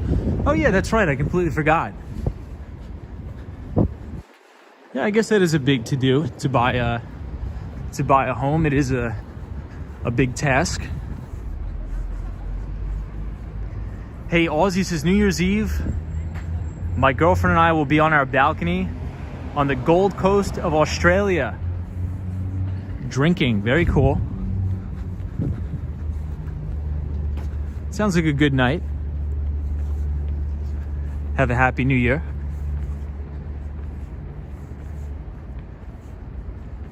Cinduron is here. This is a good evening all. Good evening. So everybody, when we walk straight around this curve here, these are the main courthouses here in Lower Manhattan. We're going to be able to see the Brooklyn Bridge. We're going to walk right past it.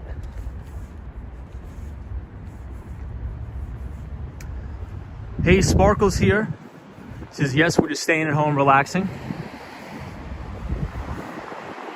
Jack D says, the college football playoffs are on New Year's.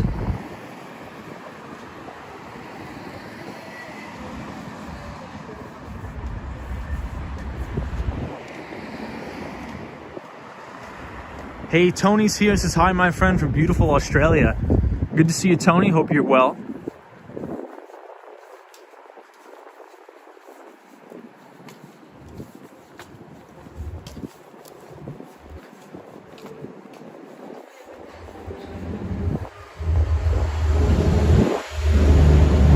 skateboard down here all the time during the summer on the streams. More walkers as I'm watching the Twilight Zone Marathon.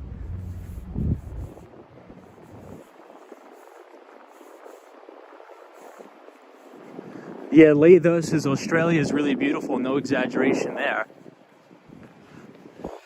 One of my good friends that I played soccer with in college is from Australia. Really good guy.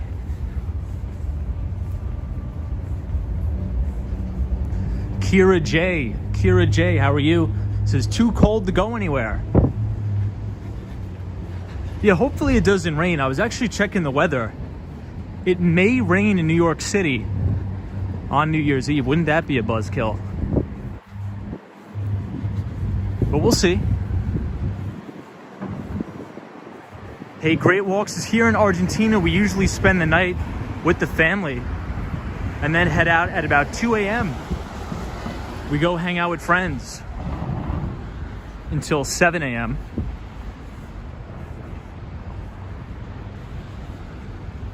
All right, everybody, if you look to your left, you will see the Brooklyn Bridge. This is the on-ramp to the Brooklyn Bridge. Wow, and it is so cloudy out. It looks like the World Trade Center is not even there. So right here is supposed to be the World Trade Center or the Freedom Tower. It is so foggy tonight that you can't even see it.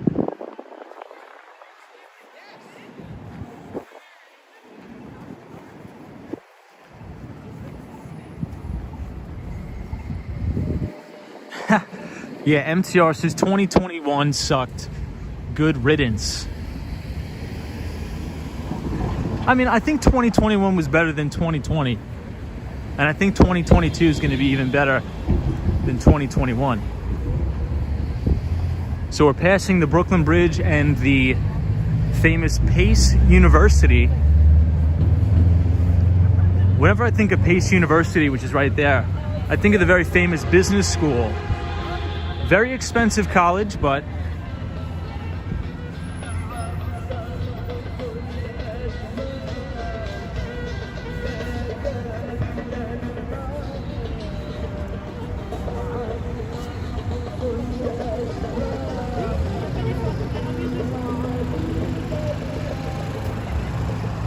so there's the on-ramp to the Brooklyn Bridge.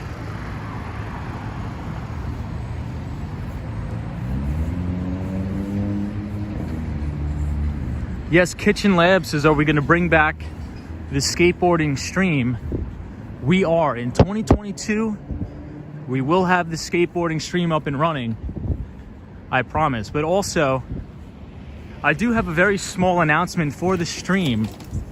So if you go to my channel and you look at some of the first videos I've ever posted on the channel, it was all videos in 4K of me skateboarding around the city.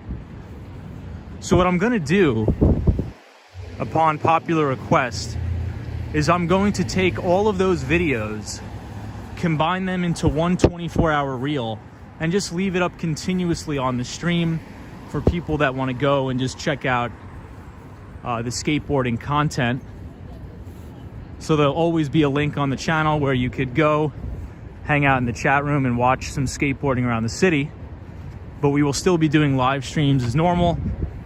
But I think I'll have a skateboarding section just for people that want to check out skateboarding. And I'll constantly be uploading new videos.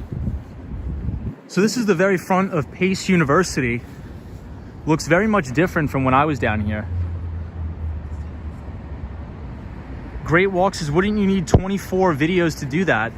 So I think if you combine all of my 4K skateboarding videos on the channel, you'll get about 37 hours of video, and I'll just play that on a continuous loop on some sort of VPS system.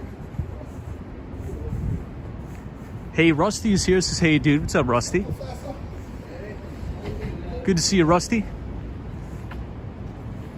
Rusty says, love your vids. Well, thank you for that. I appreciate it very much. Thank you for the kind words.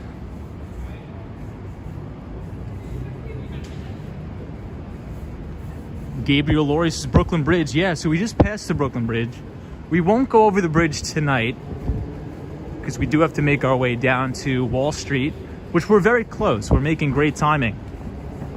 So I think we went about 6 miles in about 2 hours, which is pretty good.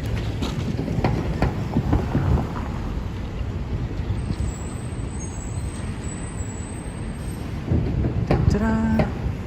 All right, I guess we'll go this way.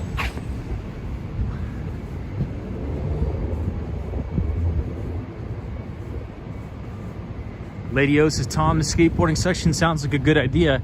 Yeah, because sometimes I won't be able to stream all the time on the skateboard, especially if I'm in the city doing, work or meeting clients and things like that. So if anybody wants to hear the sounds of the skateboard, you guys should see my email box.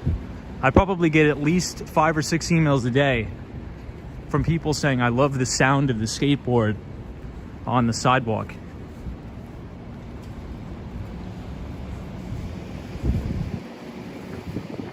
So this is the Pace University dormitories, right in here. 33 Beekman, and this is the dormitories for Pace.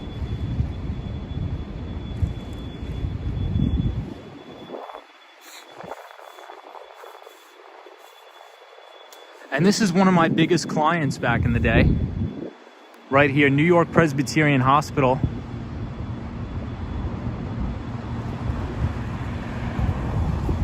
Alan says, Tom, are you going to be able to go to Wall Street before your battery runs out? We will. So we're going to be able to spend a lot of time on Wall Street today. Hey, Estelle is here. What's up, Estelle? Good to see you. Estelle is joining us from the beautiful Australia. CC says, Tom, wishing you success, health, and happiness in 2022. I love your channel. Thank you, CC. I love you as well. It's always a joy seeing you on the streams. I'm glad you're enjoying the content. And thank you for being here.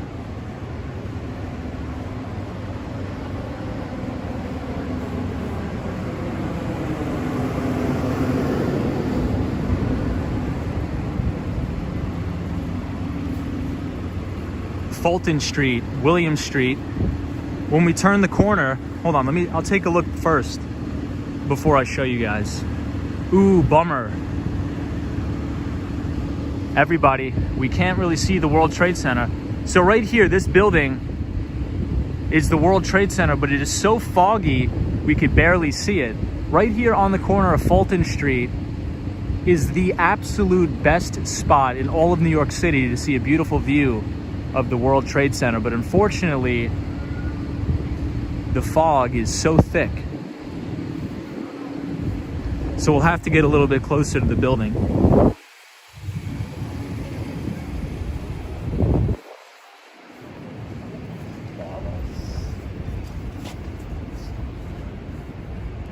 Lay, this is half cloaked Freedom Tower. Everybody, we have coffee, travel, food here.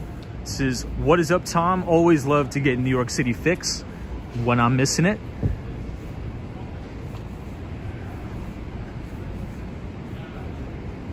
Appreciate you joining. We are walking up Fulton Street towards the Freedom Tower.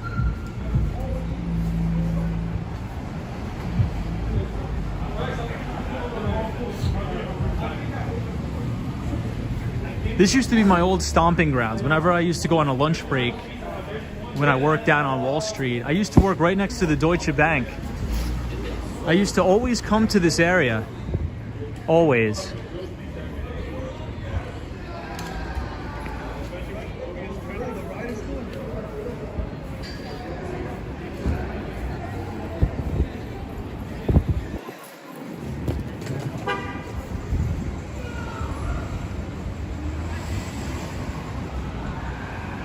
Hey, Reneel says, where is this at? So this is Fulton Street in Lower Manhattan. If it wasn't so foggy, it would be a little bit more noticeable as to where we are, but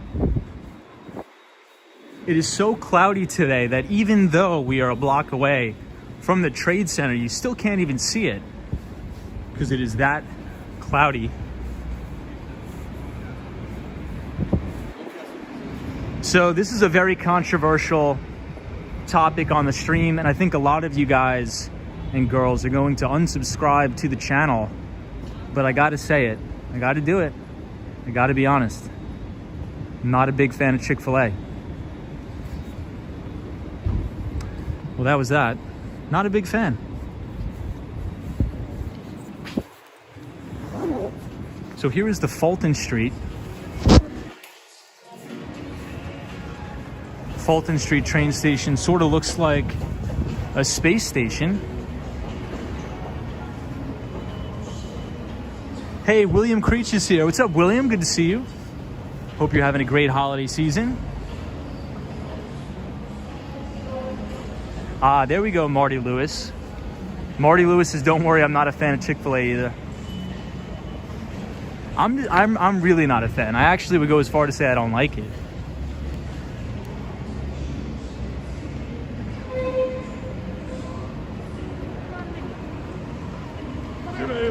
Kira Jace has never had Chick-fil-A.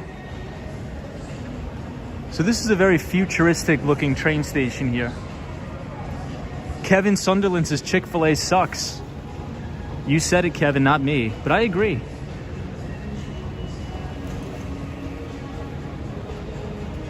Kevin, good to see you, man. Kurt Flirt is here. Hey, Kurt, good to see you. Great walk. So this used to be one of my main train stations. So when I wouldn't get off at Fulton Street, I would get off at Wall Street. So I would take the 2 train from Penn Station, the Express, down here. So I'll give you guys one more look at the train station, then we'll go to the World Trade Center. This is a very good bubble tea place, Gongcha right here. Hey, Dean Ems is caught late tonight. Hope all is well, Tom. What's up, Dean? Merry Christmas, Happy New Year, Happy Holidays. 85.95 says Chick-fil-A spicy chicken sandwiches are actually the best thing ever made. I respect the opinion, but I'm just not a big fan. I really, really don't like it at all.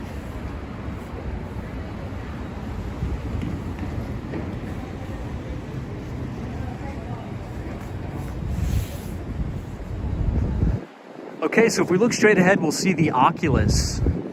We will see the Oculus right here.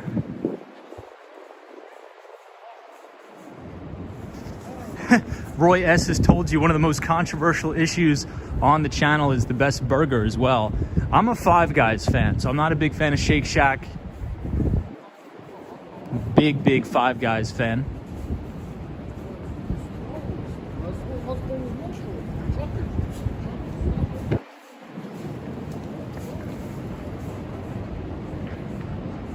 Ooh, Layda, you're right. So the milkshakes at Shake Shack are actually pretty good. But then again, the milkshakes at Five Guys are far superior. Chris Hansen says limitless French fries. Oh, everybody, we're in luck. It was almost like the weather knew we were coming. Because it seems as if the clouds have parted ways and we are going to have a very nice view of One World Trade Center.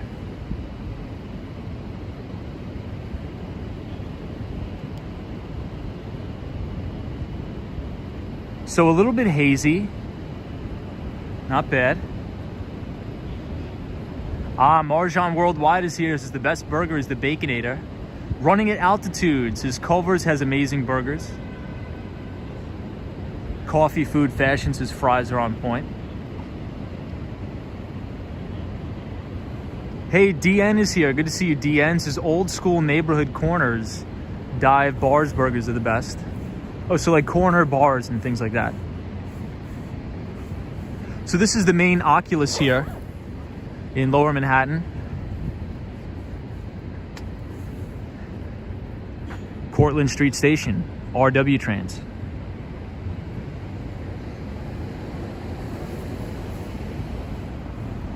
This is a very fancy hotel, the Millennium Hilton,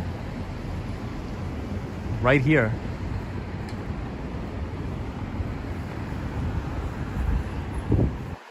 So if you look straight ahead, you'll actually see some candy canes flying around on the bottom of the World Trade Center. The reflection is right there. Hey, the finisher says, do you take a plane or train back and forth from California, New York? I've never been to California before. But I would. But I've never been to California.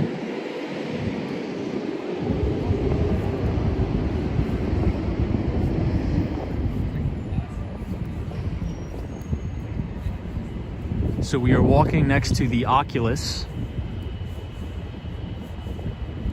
This is always my favorite thing to look at when we're in Lower Manhattan. Check out how beautiful this thing looks. Dean M says, the train from Cali to New York, not enough booze in the world for that trip. So I don't even drink alcohol, and I think I have to agree with you, Dean.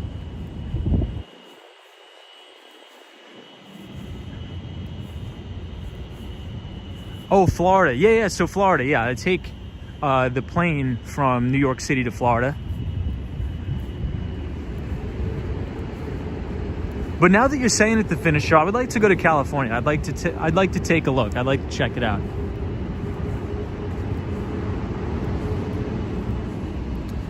Wow, I've never seen this before. Check out. I wish this big thing wasn't here so we could see a little bit better. But the very bottom of the World Trade Center has these beautiful LED lights for Christmas. And I'll give you guys a little look into the Oculus here.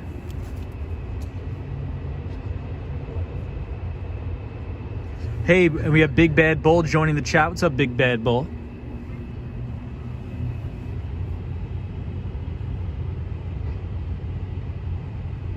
This is inside the Oculus here.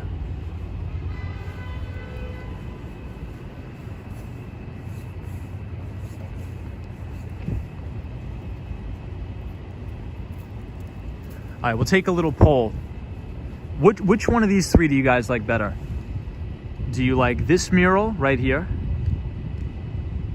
Okay, this is number one. Number two is this one. And number three is that one we saw. So 1, 2, 3. Which one do you guys like better? I like number one. I like number three the best.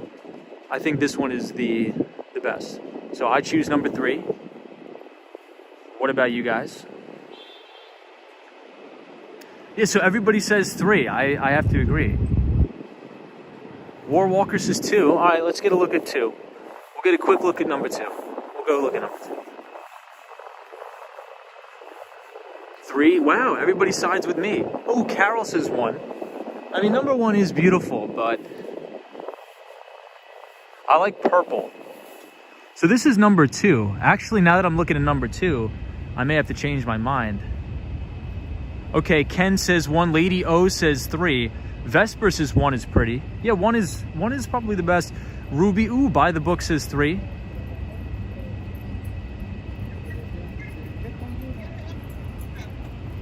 Dino says none. Respect. I respect that.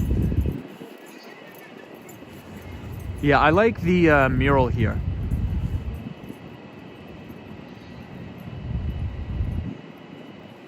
Yeah, Weston Mass Dave's is definitely three. I like purple, the purple color. But they're all beautiful. Number two is great. I think War Walker said he liked two the best. Robert says one. MTR says they all kind of suck. Yeah, I think you may have to have an acquired taste for this type of art, but I sort of like this style. And NNB 045 says number one. So over here is the BMCC, which stands for Borough Manhattan Community College. So this is one of the community colleges in the CUNY system, or the City University in New York. And this is where I went to school, not at BMCC, but in the CUNY system at John Jay College of Criminal Justice.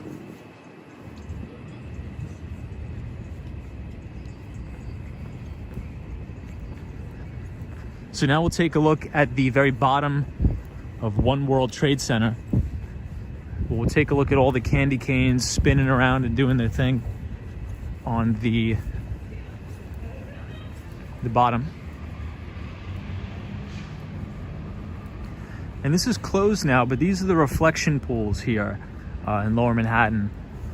So it is a very beautiful place for people to come and pay their respects to all of those who unfortunately lost their lives during the September 11th, 2001 terrorist attacks.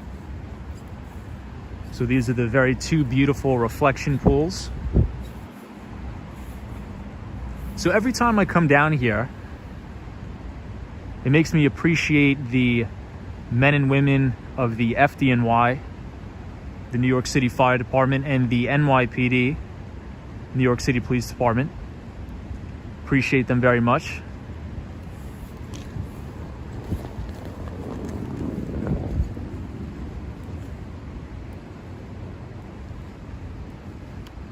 So here it is. This is the very bottom of One World Trade.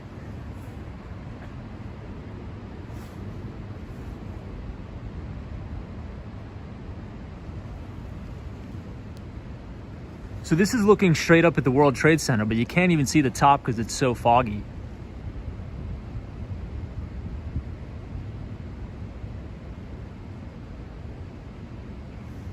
Ooh, check this out. Look at all the candy canes buzzing around on this thing. This looks beautiful.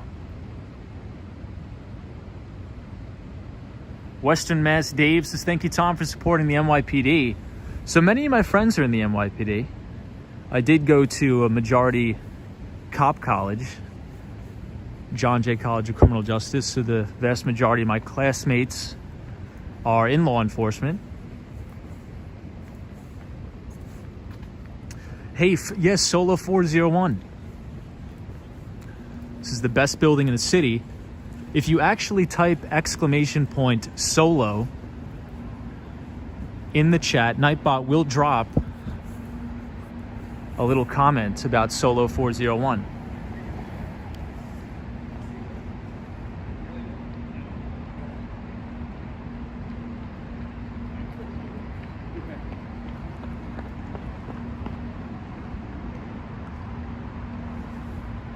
So the Nightbot says, hey, you're looking at Solo 401's favorite building in all of New York City. Please enjoy. The Freedom Tower is 1776 feet tall.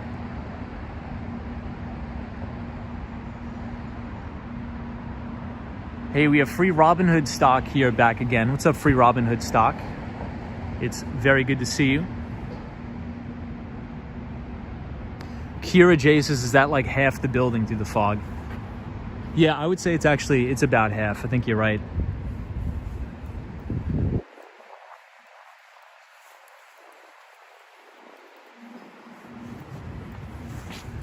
So my uncle was down here for a very, very long time. Right when September 11th happened, he was in Local 14, the operating engineers union, helping with the 9/11 cleanup. So he was down here for many, many months, assisting in the cleanup there.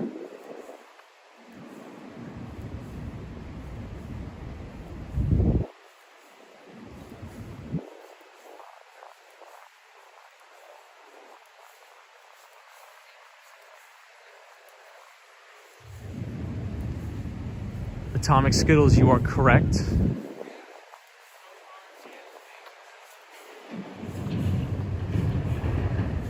Starving Artist says, is it always roped off? I think it gets roped off at around 8 o'clock at night.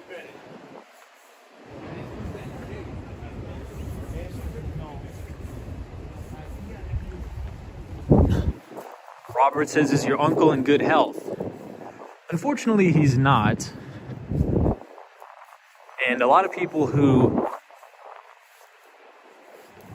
helped in the September 11th cleanups are suffering from 9/11 related illnesses because they were breathing in a lot of toxic chemicals and things like that, unfortunately. But this is the Oculus here in Lower Manhattan that is supposed to resemble a dove. MTR says, I worked on Water Street and smelled the burning for months. Yeah, it was really, really horrible. And many people are still suffering from 9/11 related illnesses and lung issues and things like that.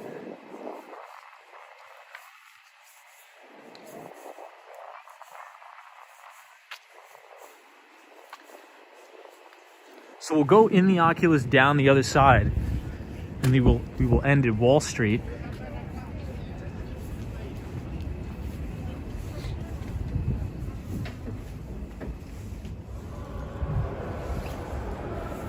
So here we are inside the Oculus in the World Trade Center. Well, not in the World Trade Center, but near it.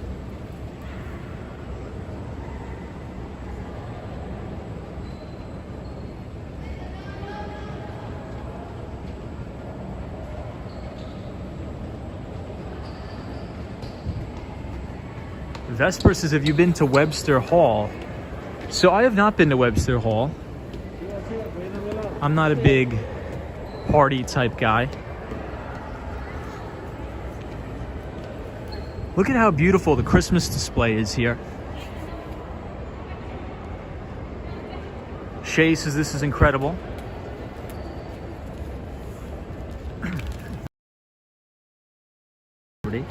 But everybody, just a quick reminder to everybody that may just be joining the chat. The topic for tonight's stream, we were talking about initial public offerings.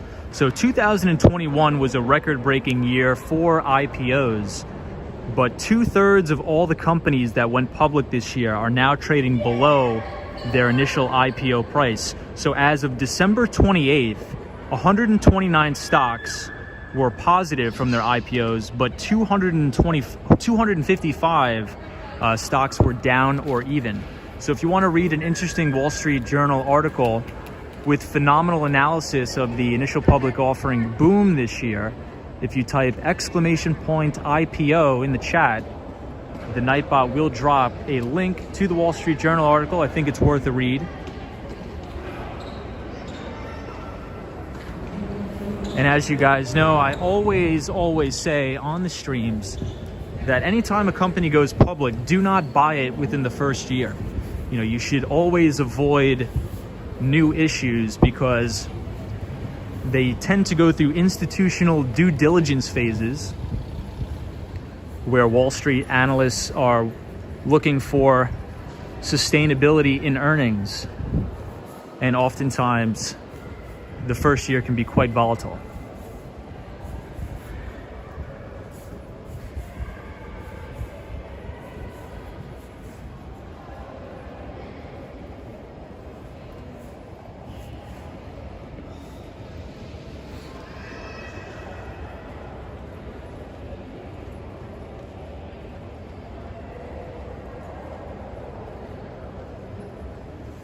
So speaking of Robinhood, one of the biggest IPO blunders of the year was Robinhood. It is down 55% from initial public offering price. So everybody, Apple, I'm not sure if you know, but Apple announced that they will be closing every single one of their Apple stores in New York. They will only be available for online order, in-store pickup. But due to the surge in the Omicron variant, the Apple stores will be closed until further notice. Ian, I like that saying. Ian says, you are only as good as your last trade.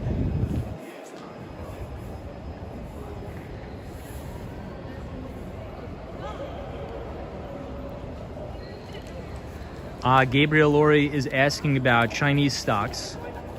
So now that we are on the topic of initial public offerings, Didi was the Chinese Uber that went public, and now it is down 61% from its initial public offering price.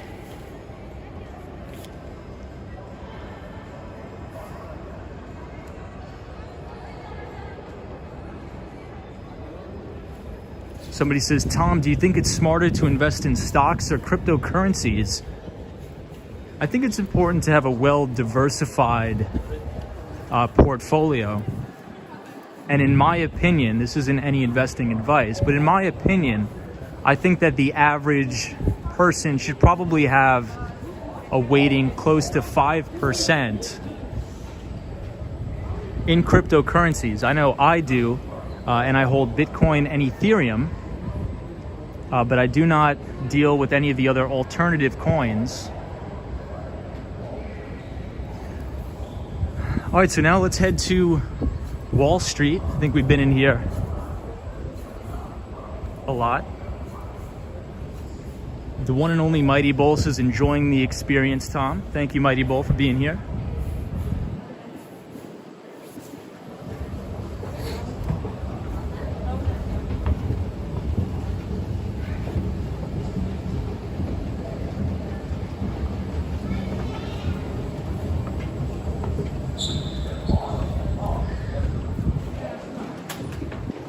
So it should probably only take us another 5 minutes to go to Wall Street, so we will be there momentarily.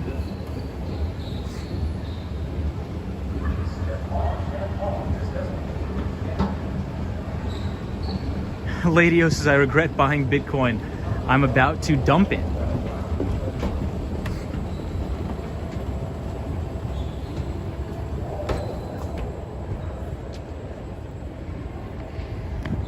I think, in my opinion, the Bitcoin that I hold, I will never sell it.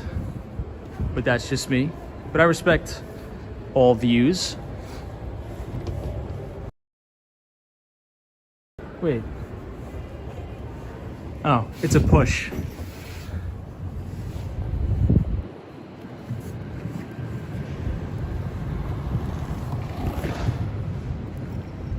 We got a couple skate guys here. I'm just not a big fan of skateboarding in this particular area. Maybe a tad disrespectful.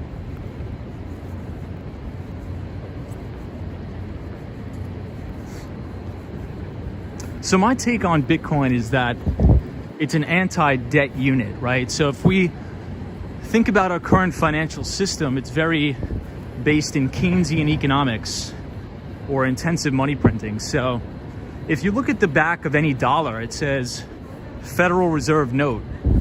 So all of those notes, you actually don't own them. You actually owe them back to the Federal Reserve with interest. So in an environment of debt units, I always like to hold at least something that I actually own. And so long as you own your private keys to your Bitcoin or to your wallet, you own that. Same thing with physical silver. So I think it's good to be a little bit diversified.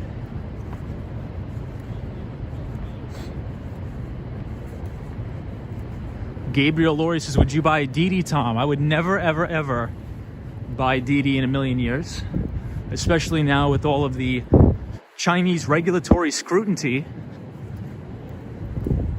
and the crackdown of Chinese equities. But what a lot of people don't know, like for example, let's say if you want to buy Alibaba or something like that, ticker symbol BABA, you're actually not buying shares in the company Alibaba. Wow, this looks beautiful here, everybody. What you're buying is an American depository receipt or an ADR. And essentially you're buying the rights to a contract that holds those shares in a holding company overseas, usually in the Cayman Islands. So not a big deal, but a lot of people don't know that. They're called ADRs.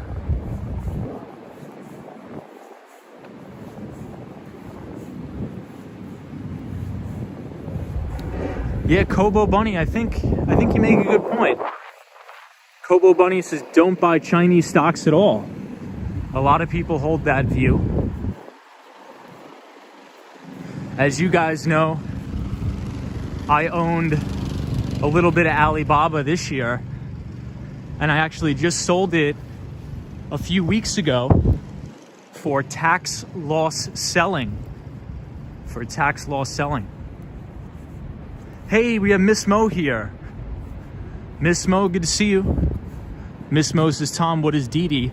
So DD is like the Chinese Uber or the Chinese ride hauling company that went public this year, and now shares are down over 50%. Everybody, Trinity Church, very famous Trinity Church right here.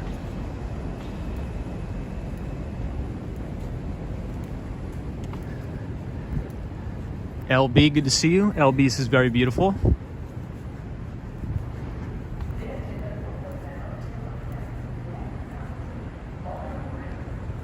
MTR says the Trinity Church Cemetery, very beautiful. Agreed. Everybody, so we made it on our journey. We walked all the way from the Moynihan train station downtown to Wall Street. I think we did about 6 miles today. So very good for the cardiovascular system as everybody tries to fend off the Omicron variant. So maybe we'll pick up a few extra antibodies for doing this walk. Just kidding. So this is Trinity Church.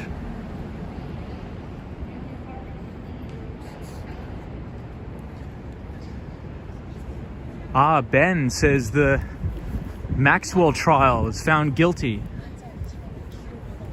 That is good news. Very, very good news. So here we are, 1 Wall Street. This is the New York Stock Exchange.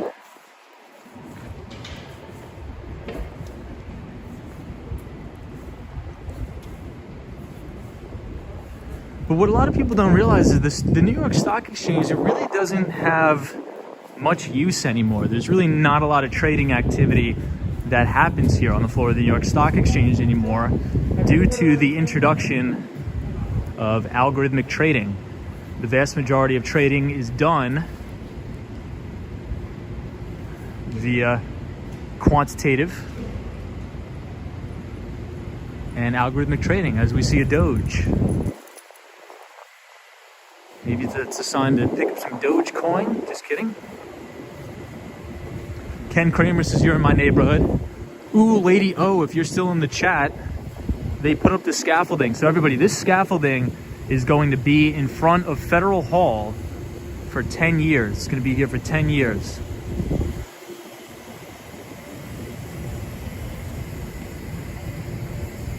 Kobo says Shiba Inu. And here we are at the beautiful Christmas tree right outside of the New York Stock Exchange.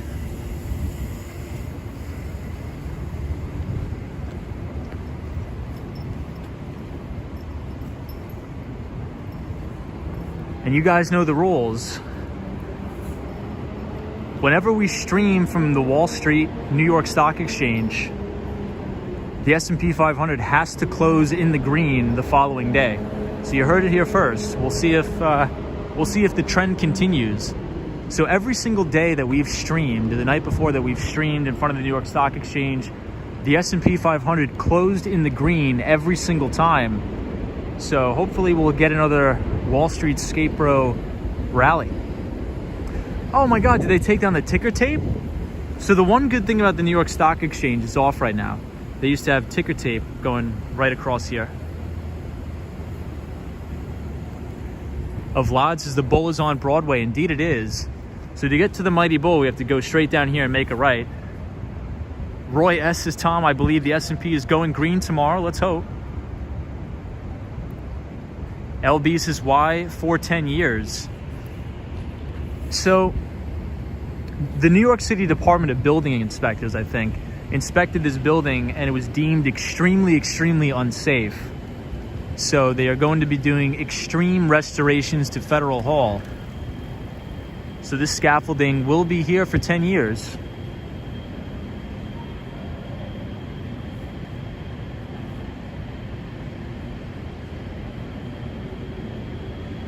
Ken says, we need Apple to hit $3 trillion tomorrow. Good to see you, Ken.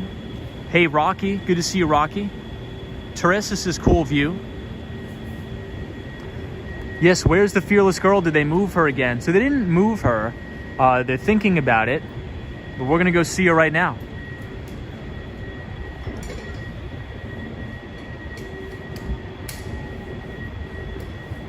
Yeah, Free Robinhood stock says, yeah, the building is about to fall. That's technically what it means.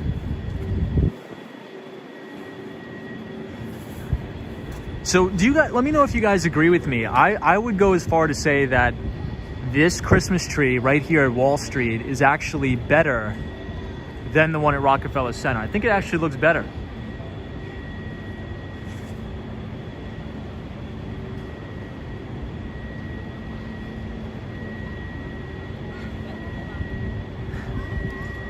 Kira Jace is mesmerized by the lights, or by the lights. Yeah, Kevin Sunderland has agreed. I just think it looks like a more full tree.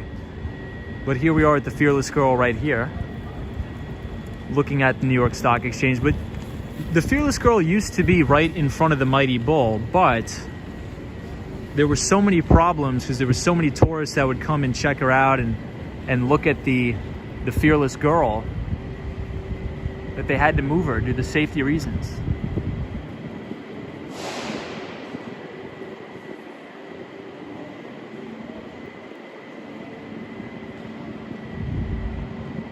Hey, Emily Rosales is here. What's up, Emily? Good to see you. Marty Lewis says, I love the tree. I don't want to compare it, though. I like that you can get close to it. That's true. I like it as well.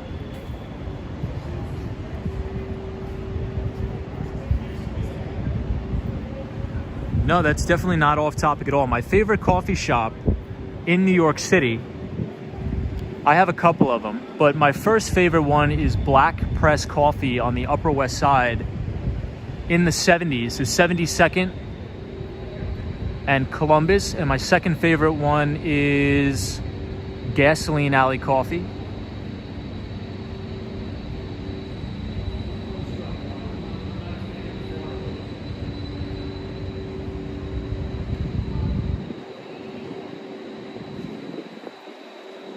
So I'll give you guys one more view of Federal Hall.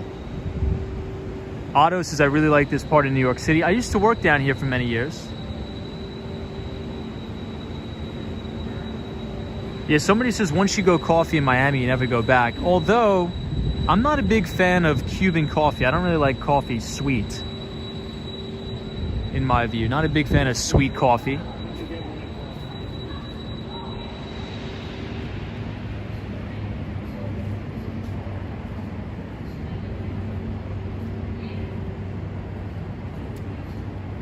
But there we are, the Fearless Girl on Wall Street.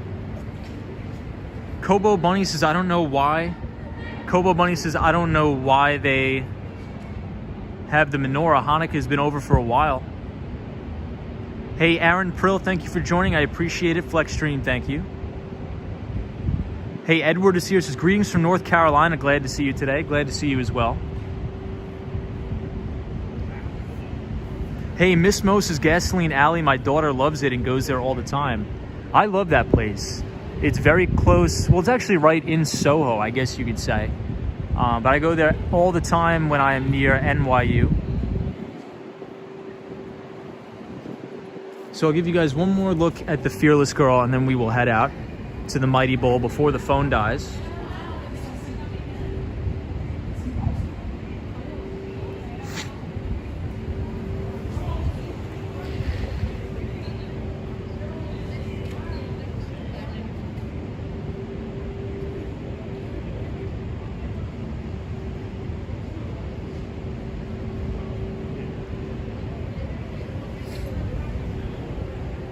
All right, we will continue on our journey.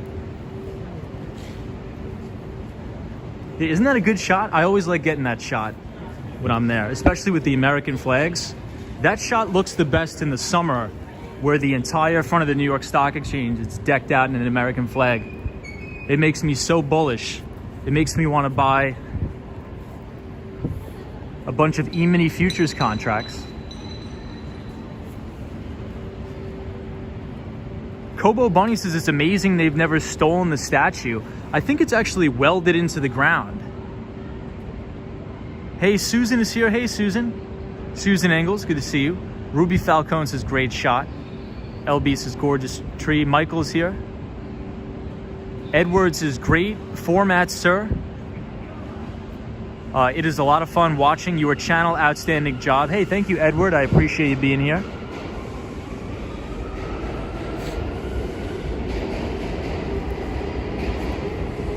Shop by Scott.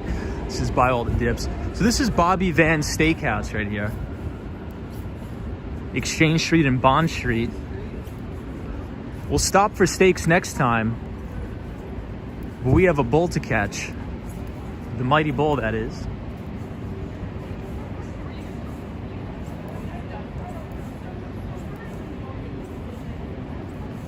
Cosmo Scary says, how's the battery, Tom? The battery's actually not that bad. I'm quite bullish on the battery levels today. Quite bullish. I think we're at about 20%.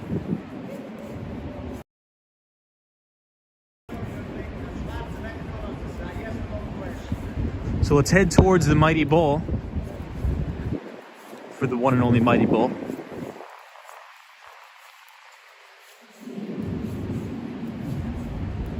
Ah, yes, the deity of Wall Street.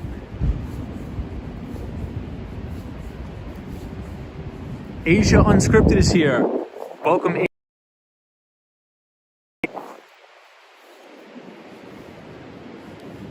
This is a pretty nice tree right here at 60 Broad Street.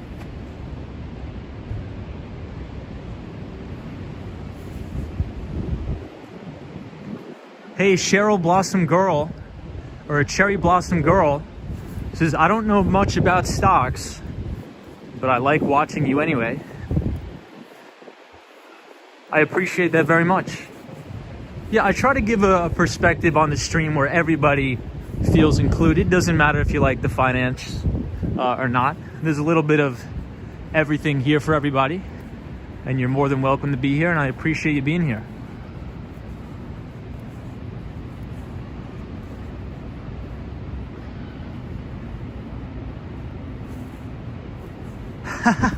Alan Wilson, that's a funny comment. Alan Wilson says, Tom, you always show us these great places to eat, and then you never stop in to sample. Are you ashamed of us?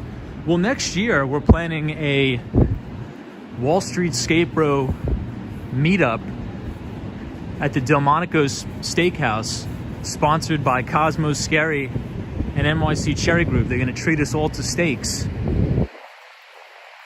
So more details to come for 2022.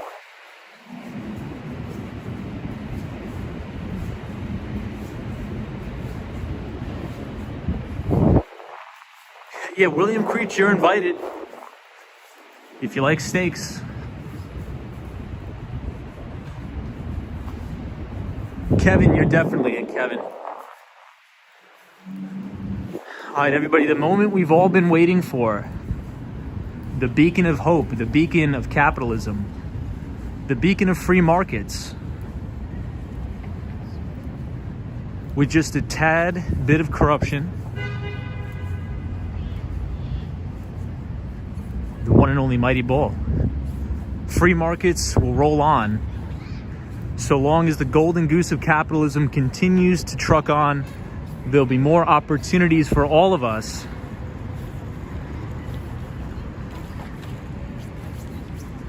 including people who are coming here from other countries, immigrating to the United States. There will always be a spot at the table for everybody, so long as the Mighty Bull stands right here on Broadway.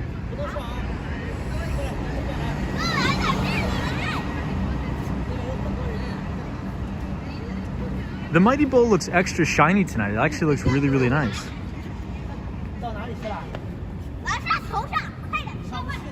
Flex Stream, is that right? Did somebody vandalize the Mighty Bull last week? I didn't know that. Is that true? I didn't know that.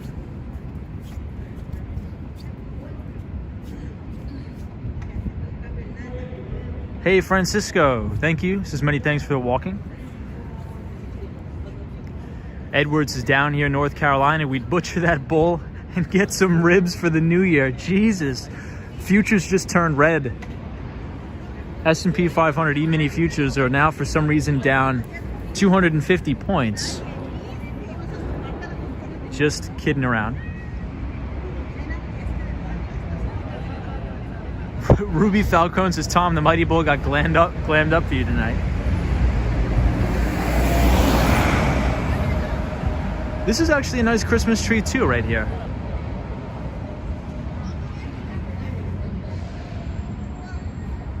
Yeah, shot by Scott says I'd go with the fisheye lens right up the nostrils of the Mighty Bull. Epic.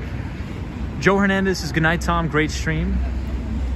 Yeah, Gabriel Laurie says, I think Lehman Brothers was a few blocks away from here. Actually, I'm not sure about that. I'm not sure where the original Lehman Brothers was.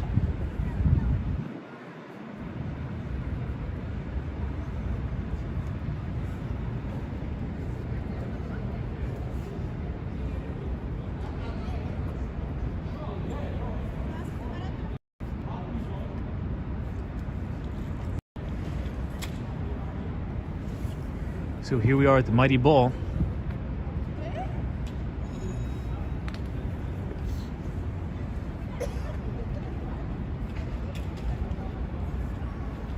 So I used to go to this gym right here, the Planet Fitness, when I used to work down here. I used to get off of work. I used to go to the gym.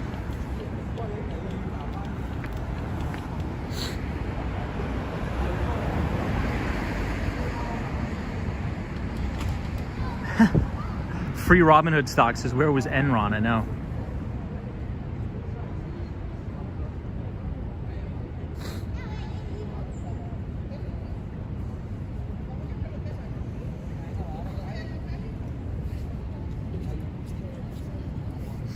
Hey, Ricky Ticky, good to see you. Good to see you, Ricky Ticky. MTR says Lehman was in Jersey City. Was it really? I mean, you could be right, but I'm actually not too sure.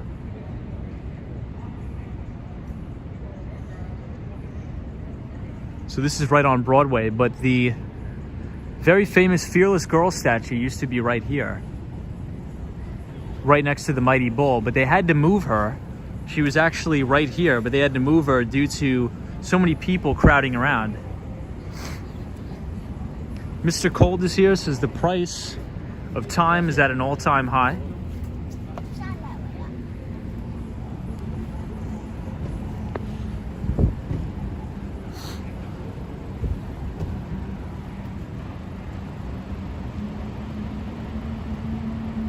Shay says, this has been an amazing stream. Thank you. Thank you for being here, Shay. Appreciate you very much. Right here with the Christmas tree in the background.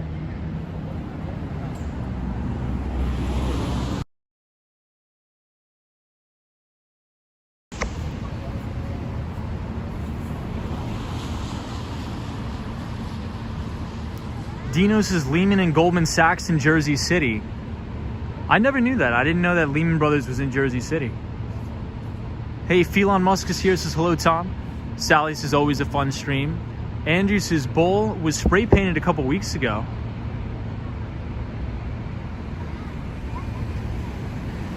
That is crazy. I did not know that.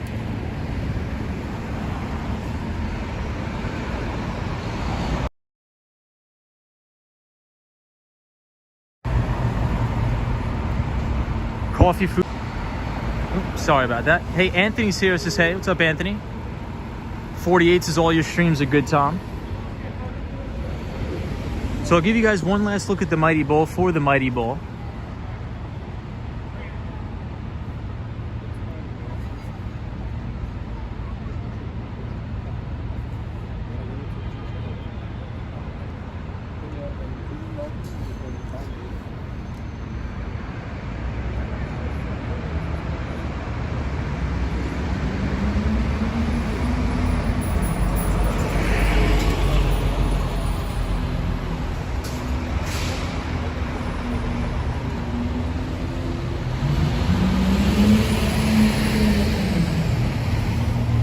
I think there needs to be a Mighty Bull cam where there's a camera on YouTube streaming the Mighty Bull at all times.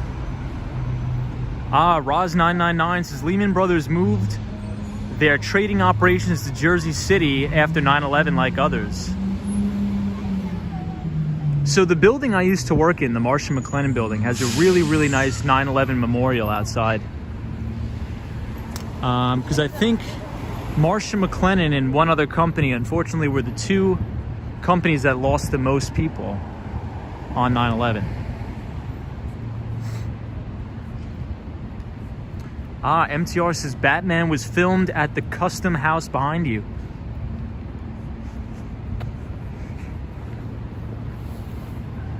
So I hope you guys enjoyed the stream. If you enjoyed the stream, feel free to leave a like on the video. And if you're new here, feel free to subscribe to the channel. Oh, they moved because of a lawsuit. I didn't know that. Kira J says, thank you for another amazing tour of the city. No problem. Hey, Road Dog 41 says, Tom, I love the show, New York and knowledge all at the same time. Thank you for being here. So we'll walk back up to... Oh, does anybody have the time check real quick? Can we do just a very fast time check in the chat? I just got to see what time I got to get the train. Hey, Kevin Sunderland, thank you so much for the $10 super chat. I very much appreciate the support this year. Says, this has been an amazing stream. Thanks for making it happen. Appreciate it, Kevin. Thank you so much. I wish you a very happy new year, Kevin Sunderland. Ooh, 11:24. It's getting late, guys. David M says, Mighty Bull is a sculpture created by American-Italian sculpture, I think, during the 40s.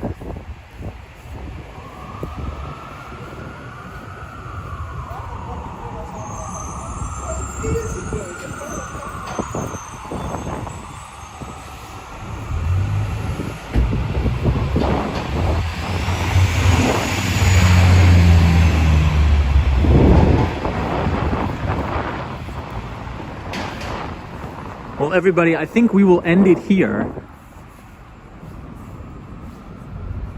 So thank you very much for joining. It was a very fun stream tonight. The topic of the tonight's stream was the IPO fallout.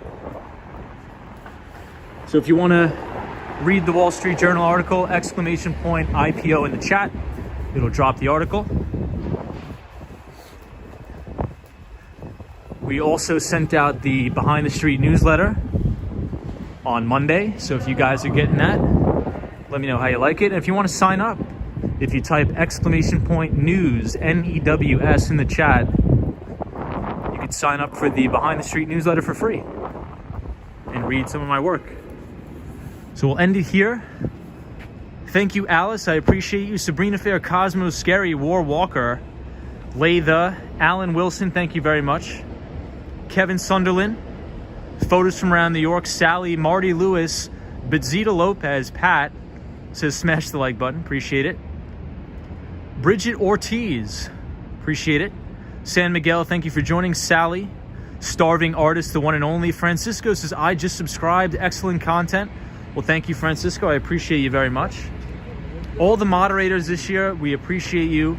Phelon Musk, Lady O, David M, Sunshine After Rain, Sunshine New York, Fernando, Shot by Scott, Andy, Rocky, Roz999, Latha, Tatiana M. I'll see you all tomorrow. Two Wheel Pines, Kira J, I see you, RL.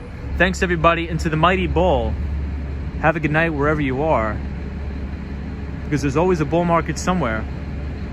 You just need to know where to look. I'll see you guys in the next one.